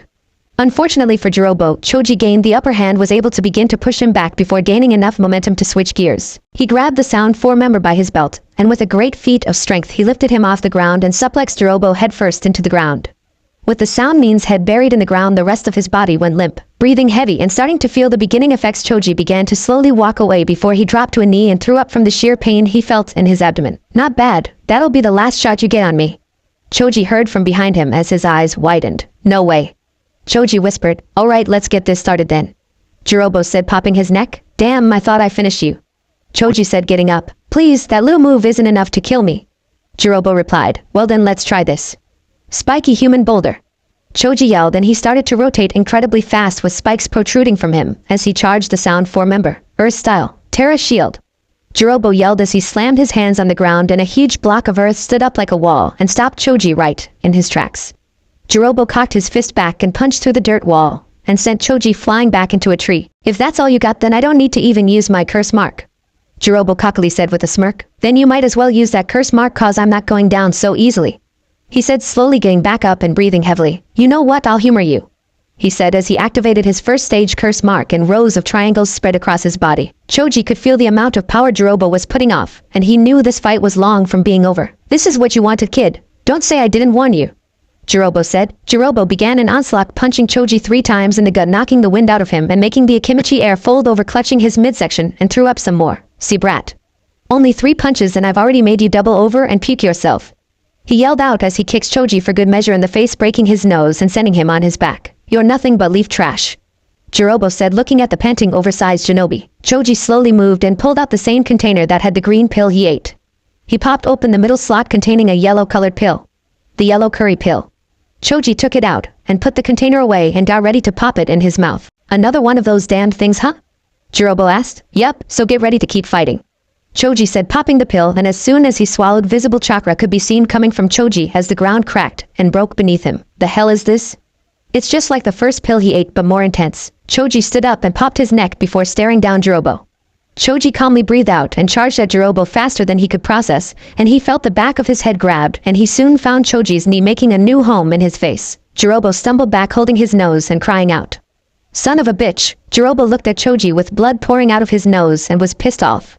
"I'll make certain you die. Bring it." Jirobo wiped the blood from his face and went right back at Choji. "Shoulder charge," he yelled out as he slammed his shoulder into Choji, but he only slid back and wasn't that affected. "Partial expansion jutsu," Choji yelled as he raised his knee up and slammed it into Jirobo's stomach, sending him flying up and knocking the wind out of his lungs. Choji jumped up past Jirobo and expanded his right arm, cocked it back and punched Jirobo square in the spine, and made sure his arm kept expanding as he made sure his fists stay connected to his back and buried his in the ground, creating a small earthquake that the rest of the retrieval team and the Suna support team could feel the ground shake. Retrieval team, ground shaking. The hell was that? Kiba asked. It came from the direction of Choji's fight. Niji said, "Yeah. I'm sure he's fine. Keep going, we've almost got up to them," Shikamaru said, trying not to get distracted. He hated the fact that he left his best friend, but he knew he had to for the mission's sake. Suna support team, what was that? Kankuro asked. No clue, Temari replied, but she was still focused on trying to get to Naruto. Let's just keep moving, Gaara said in his monotone voice. Choji versus Jirobo. Choji landed back on the ground and grabbed Jirobo out of the hole and punched Jirobo back into a tree. Choji then gave an onslaught of punches that kept slamming Jirobo through trees and created a path of destruction for a quarter mile, before he gasped out and dropped to a knee, puking his guts out and rolling on his back trying to catch his breath. Damn, I had no idea these pills would do this. Pa's gonna kill me when I get home. For 5 minutes Choji looked at the clouds passing, and it reminded him of all the times he would watch the clouds with Shikamaru on the rooftops back home in Konoha. Shikamaru would like these clouds today. Too bad we had to go on a mission. Choji was finally catching his breath when he felt Jirobo's chakra spike even more than it was earlier. Shit, I can't believe of all fucking people to make me go to my second stage it was a little snot-nosed brat from the leaf, Jirobo said as his orange hair grew into a mane and his skin turned red. The whites of his eyes became black and his irises became gold. Jirobo came up to Choji and lifted him up by his neck and started at him in disgust. Slamming palm, he yelled out, connecting with Choji's chin, sending him flying in the air and crashing back to the ground, and a bag of chips fell out from Choji, and Jirobo noticed. You know, I still need some chakra to keep up this form, so I think I'm just gonna take some from you, Jirobo said as he walked up to the bag of chips and picked them up as he began stealing Choji's chakra through the ground. Choji could feel himself getting weaker and couldn't understand why. Why do I feel so weak? Like my energy is being sapped. I can't move at all. Is this what it's like to die? Damn, I can't believe I won't be able to try that brand new bag of chips, Choji thought as his vision slowly started turning to black. Jirobo opened the bag of chips and began to eat them and was talking to Choji while he ate them. You know, the reason your friends left you is because you're the weak link. They knew it would be better if they left you behind to die. Why do you think they didn't hesitate to leave your pathetic ass? Because they knew they had a better chance without you. They only pick you to join this stupid mission of yours because they felt guilty about leaving you out. You're nothing but trash in your group of so-called friends, you fat piece of shit, Jirobo said as he got to the last chip. Well, looky here, the last chip. I'm gonna enjoy this for sure, he said, tilting his head back to drop the chip in his mouth, but before he could he heard a crunch and saw the container that originally had 3 colored pills was now empty. He saw Choji chewing the pill and his eyes grew wide, knowing exactly what he was chewing. Did I hear you correctly? Did he just say you were about to eat the last chip from my brand new bag? That's a brand new flavor that just got released and I've been waiting to eat them, Choji said as he got up, and Jirobo felt the biggest chakra spike he's felt in this fight. What the hell are those pills? Jirobo yelled. Choji's chakra was flowing so much that steam was coming off of him, and the chakra made itself visible in the shape of butterfly wings. Jirobo ate the last chip and Choji's wings grew and wind began picking up. I don't care that you made fun of me. I don't care that you called me fat or that you even ate the last chip from a new bag of chips I was excited to eat. None of that matters. But don't you dare insult my friends. They didn't abandon me. They trusted me to win this fight and I'm going to. Jirobo tried to move into attack but Choji easily dodged to the side and expanded his leg and swung his legs and kicked Jirobo in the face and sent him flying through more trees as a loud boom was heard from the connection of the attack. Stop please. Jirobo begged. I'm sorry. No, you had your chances and you blew it. Choji said coldly. He then channeled all of the chakra in his body to his left fist and prepared for the strongest attack he had. This attack right here is worth my whole life, and it'll take yours. Choji punched Jirobo square in the chest, creating a crater and crushing his heart at the same time. Butterfly bombing. Upon impact Jirobo died and then reverted back to his normal form. Choji's chakra disappeared and he fell to the ground with a smile on his face. I did it, Shikamaru. I beat Jirobo. You don't have to worry anymore. Choji's eyes slowly closed and a smile was on his face as he saw a butterfly come and land on his hand. Retrieval team. The team had gotten caught in one of Kadamaru's traps, allowing the rest of the Sound 4 to continue their mission. The only exception to getting caught was Naruto, thanks to his shadow clones, making it difficult on Kadamaru to track him down and restrain him. You little, hold still would ya? Kadamaru yelled as he kept shooting webs at Naruto to try and catch him, but it didn't work. Naruto kept moving around too much and using clones to evade the traps, and this gave Neji all the time in the world. As the young Hyuga prodigy was trapped in the webs, he was panicking but slowly calmed down to try and figure a way out to help Naruto, since he was definitely a mismatch for Kadamaru. Alright, just calm down and think. Focus on your chakra and figure out a way to get loose and help Naruto. Slowly his heart rate dropped and he began focusing the way he needed to and was able to break free from the webs silently and noticed that both Kiba and Shikamaru were still caught up in their own cocoons. He gave a silent and discreet signal to Naruto to let him know to keep it up while he got the others out, and Naruto did just that. He kept being a nuisance to Kadamaru's web attacks, and in no time Neji was able to free the rest of the team, and just in time too, because Naruto's luck had run out at the moment. Kadamaru got a single thin strand of the webbing to connect with the outer wrist bone on Naruto's right arm, and tugged at him to bring him in for the kill. Looks like you're finally at the end of your rope, kid. He yelled. Damn, not like this. Naruto thought. Naruto. Neji yelled out as he cut the web and grabbed Naruto to bring him to the rest of the group. Your webs are chakra-based, which makes them useless against my gentle fist taijutsu. Neji said, standing with the team. Nice job, Neji. Naruto said as he stood next to Neji, and the four-leaf ninja plus Akamaru looked at Kadamaru. Alright, easy 4-on-1, wouldn't you say, Shikamaru? Kiba said, punching one of his fists as Akamaru barked. No, it's up to Neji. I'm useless against his webs with my shadows, and I don't think either you or Naruto would be a good matchup. Neji's taijutsu is the only one that can break these webs. Not even our kunai could cut through.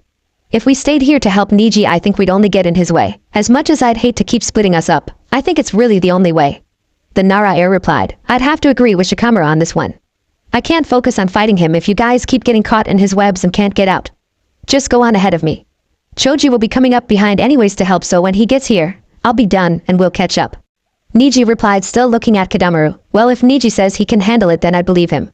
Naruto said seriously. But Naruto, no, Kiba, he's right. If Neji has made up his mind on staying to fight to let us continue the mission, then we need to respect his decision. If we didn't, it would be an insult to him as a ninja. Shikamaru said. Neji, you sure you got this?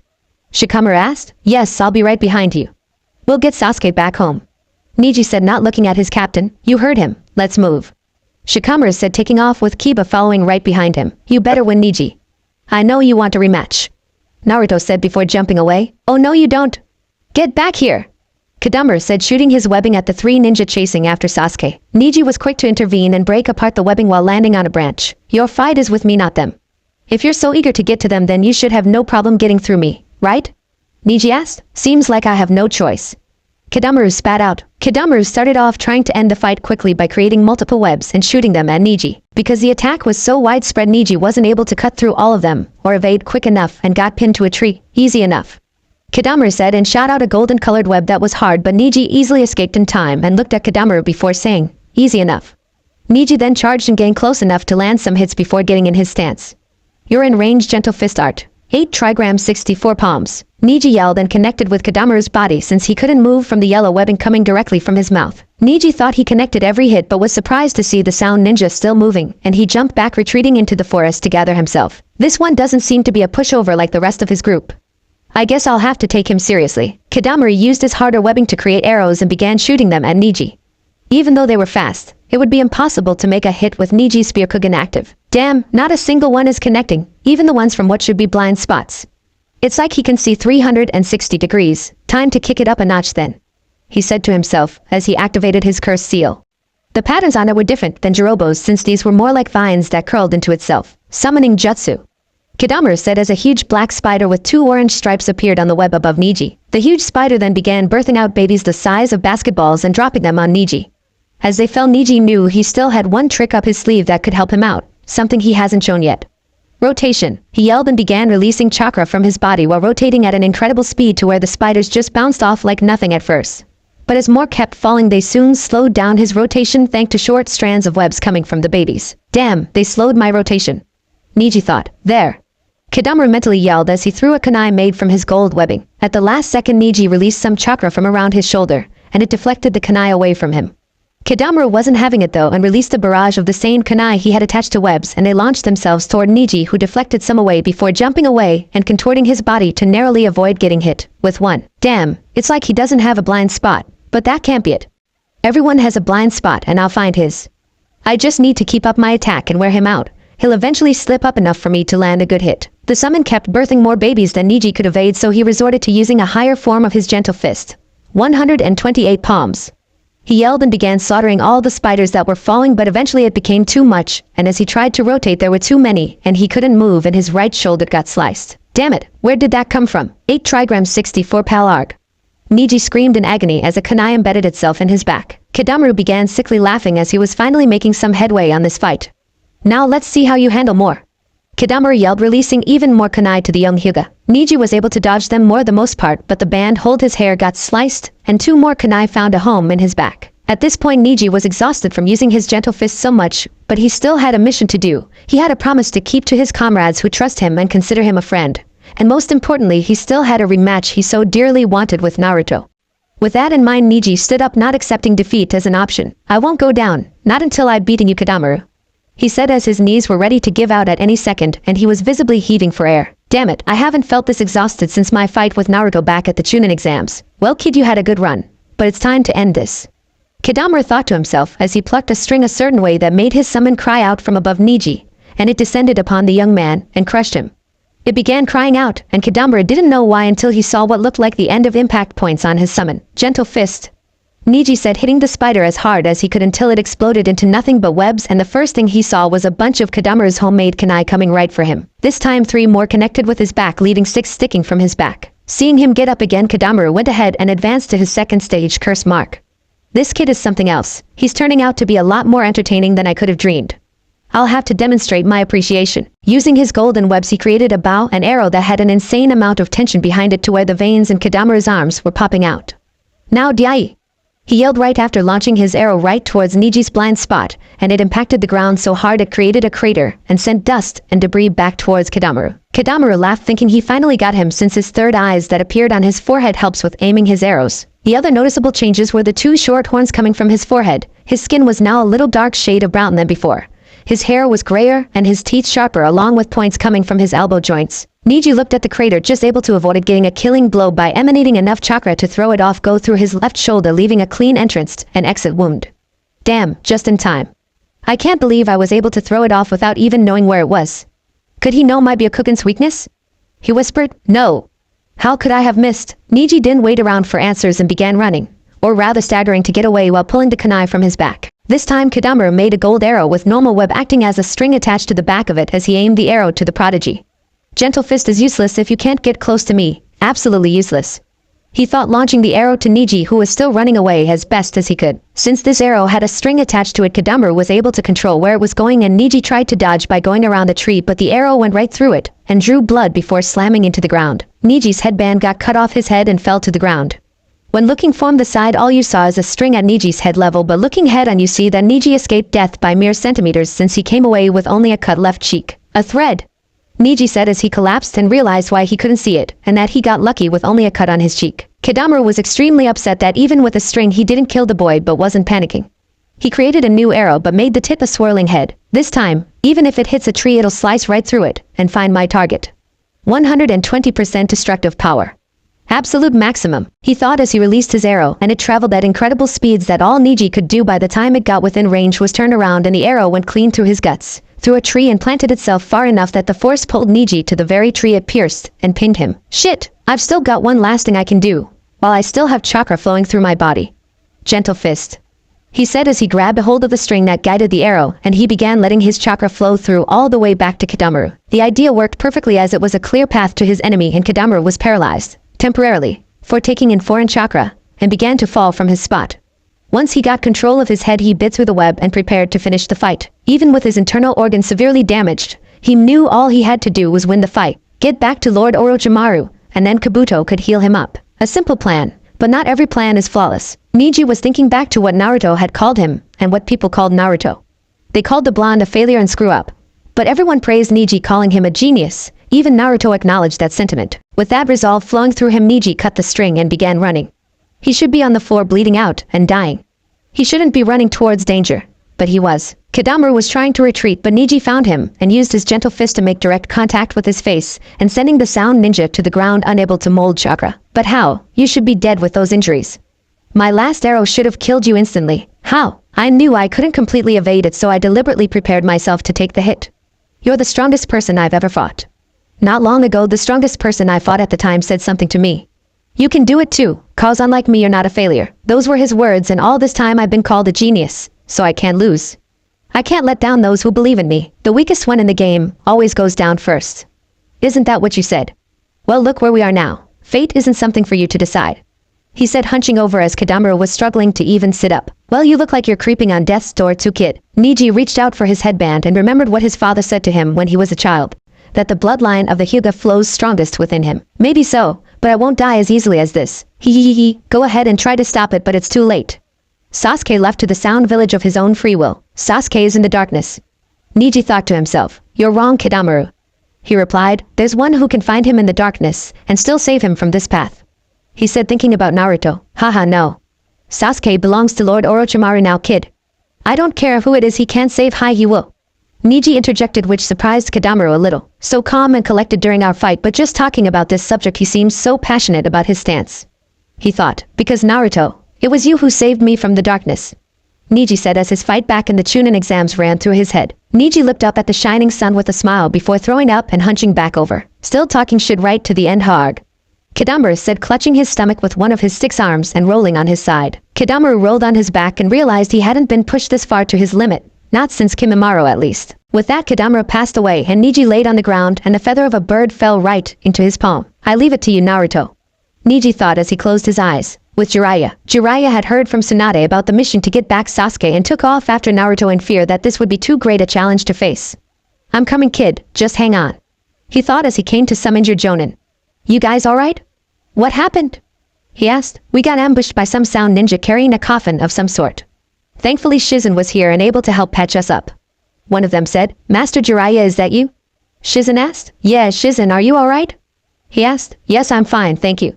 How come you're all the way out here? Naruto and some of the genin are chasing after Orochimaru's lackeys and Sasuke to bring him back.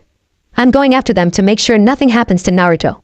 I need you to come with me when you're done, Shizen, he said. Then let's move. You two head back to the village and report to Lady Tsunade, she ordered. Yes, ma'am, the other two said, nodding their head and leaving for home. After a while they came to the fight scene for Choji and Jirobo, and they checked Jirobo and saw that he was dead. Choji on the other hand was alive, but barely. He needed medical attention right away. Shizen, do what you can on him right now and take him home. I'll send a message to Tsunade to prepare for emergency surgery, and I'll make sure Chosen knows as well. Go, he ordered, and she nodded as she quickly went to stabilize Choji as best as she could before she lifted him up and noticed how much skinnier he was, then took off for home. As he kept traveling to find anyone else, he saw far off in the distance what looked to be birds fleeing and wondered just what or who was fighting over there. Not too long after that he came upon the final scene of Niji's fight with Kadamaru, and just like before, the genin took down a sound ninja. These kids are tough as hell, but also still need more training, he thought, summoning jutsu. He yelled out and a purple with red accent around the eyes toad popped up. Jiraiya, long time, he greeted. Hey Gamagoro, do you think you can carry Niji here back to Konoha and make sure you find Tsunade and let her know Niji is in the same condition as Choji and needs immediate medical attention? Don't worry about, I got it, boss, the toad said, getting Niji loaded on his back and taking off. Alright, now to find out what the hell those birds were flying from. he said to himself as he once again took off. The sun was starting to move away from its apex position when Jiraiya found Temari with Shikamaru staring at a dead girl with red hair and hundreds of trees cut at the trunks. Someone want to explain to me what happened to the forest? Jiraiya asked. Ask Naruto's wife, she's the one who did this. Shikamaru replied, gesturing to the blonde who had a grin on her face. Remind me to never piss you off. The Sannin said, don't piss me off or this becomes your crotch. She said with a sickly smile. Yep, I'm good now. So you two okay then? He asked, getting serious. Other than a broken finger, I'm fine. Did you happen to pass by Choji and Niji? I figured they would have caught up by now. He said. I did. Jiraiya started before pausing and looking at the ground. You and Choji are close friends, right? Same with you and Naruto, isn't that right? He asked. Yeah, I'd say those two are my best friends. Shikamaru replied. Choji Akimichi is in critical condition. Seems like he took all 3 of the Akimichi color pills. And you know what it means when the red chili pill is consumed. Incredible power boost, but death is the drawback. Jiraiya said as Shikamaru's eyes grew wide, thinking that he unintentionally sentenced his best friend to death. Relax, Shikamaru. Shizen is on her back to Konoha and probably already made it, and is working on him now. Same goes for Niji. I sent one of my toads with Niji on his back for emergency healing and possibly surgery. Where's everyone else? He continued. Kiba went down the cliff over there. Shikamaru replied. Anyone else went with him? A Sound 4 member did. Don't forget I'm not the only one who's here. Kankuro went in his direction, so he'll be fine. Temari said. Well, let's make sure. And on the way you can tell me how you came away with only a broken finger, Shikamaru. Jiraiya said as they took off and Shikamaru began retelling his side of the story. Flashback. Shikamaru and Naruto were now the only 2 left since Kiba fell down the cliff into a ravine with the last Sound 4 member. Sasuke has also broken out of the coffin he was in and immediately left for Orochimaru, and Naruto wanted to desperately give chase but knew Shikamaru was going to need some help first before they could pursue. Naruto, hold on. Shikamaru yelled. But Sasuke's getting away. We have to go after him. I get that, but we still need to deal with her. He replied. Then what's the plan, and make it quick? We're running out of time. The blonde impatiently replied. We need to create a diversion. She knows you're the powerhouse fighter, so what we need to do is throw her off. The narrator said quietly, never taking his eyes off Taiya. So what? You want me to pretend like I'm gonna attack her, and then make a break for it? Yeah, just make it convincing. I'll go first and then you follow, got it? He asked. You sure you can handle her on your own? Naruto asked. Honestly, I don't know. Together they're supposed to be on the level of Jonin, but apart from each other they should be weaker in theory. I just hope I got a good matchup. Make sure you get Sasuke or else this whole thing will be for nothing. Shikamaru said. Don't worry about me, Shikamaru. You have bigger problems. Naruto said. You ready? Oh yeah. Naruto replied with a grin. What the hell are they talking about? Should I cast my Genjutsu? Or is this just part of their plan to get me to reveal myself? Damn it, I hate this waiting game. But I've got no choice. I just need to stall some time for Sasuke to get to Lord Orochimaru. Fuck this whole thing. Taiya thought to herself, watching the 2 leaf scum. She was taken out of her thoughts when Shikamaru charged in with a kunai, and all she could do to react was put up her flute to block. Pretty sturdy instrument you got there. He quipped. Shut the hell up, scum. Naruto now. Shikamaru yelled. Shadow Clone Jutsu. He yelled and 20 copies of him popped out from nowhere, and they all charged Taiya. Some went high up in the trees, other went to the left or right, and some went down low to the ground. But once the real Naruto had made it clear past Taiya, the others turned to the redhead, smiled, then exploded into smoke. What the hell kind of bullshit attack was that? She yelled out and almost got caught in Shikamaru's shadow possession. Damn, almost had ya there. What the fuck was that? She asked, now getting some distance between herself and Shikamaru. A family jutsu. You wouldn't know of it, so don't worry. A lot of people don't know it. He replied with a smirk. Oh, I'm gonna enjoy tearing your ass to shreds, kid. She gritted out while giving him a hateful look and clenching her jaw. Do you honestly think he can stop Sasuke? I mean, come on. Sasuke left on his own choice. He was given Lord Orochimaru's latest curse mark, and it now has the ability to be upgraded. He stands no chance. She said, looking at the pineapple-haired Chunin. Look at what remains of your team. You've sacrificed 1 member for every fight, every obstacle. You sound pretty stupid to me for a team leader. You're right. We have had to thin out our numbers and do one-on-one fights. I can't say with confidence whether I made the right decision or not. To be honest, this is my first mission as a platoon leader, so go ahead and mock me. But I trust my team to get the job done, and it doesn't matter what you say about Sasuke. He's one of us, and we'll die trying to get him back home where he belongs. Shikamaru replied. You talk big, but can you really back it up? Just look at yourself. You're already tired form chasing and fighting to get out of Jirobo's prison.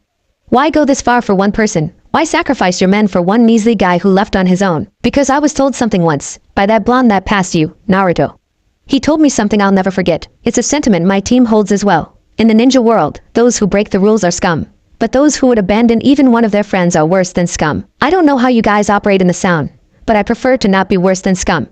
Every one of us will fight till our last breath for someone who's been taken prisoner, TCH. Honestly, I'm just a lazy, cloud-watching oaf, who isn't cut out to be a leader or bark out orders to others.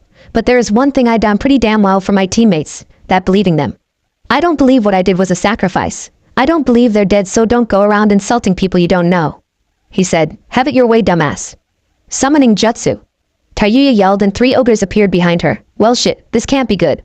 Shikamaru lazily said to himself, just sit back and relax as I play a melody of death for you. Taiyuya said, putting the flute up to her lips, and began playing a certain tune that instantly froze Shikamaru. So this is her melody of death. The ogres behind her began moving and moved into attack at an incredible speed, forcing Shikamaru on the defensive immediately. So that's how she controls them, huh? Before they weren't moving, and then once she began playing her tune they took action. Damn it, these guys are quick. He thought as he was forced back and couldn't an opening to counter.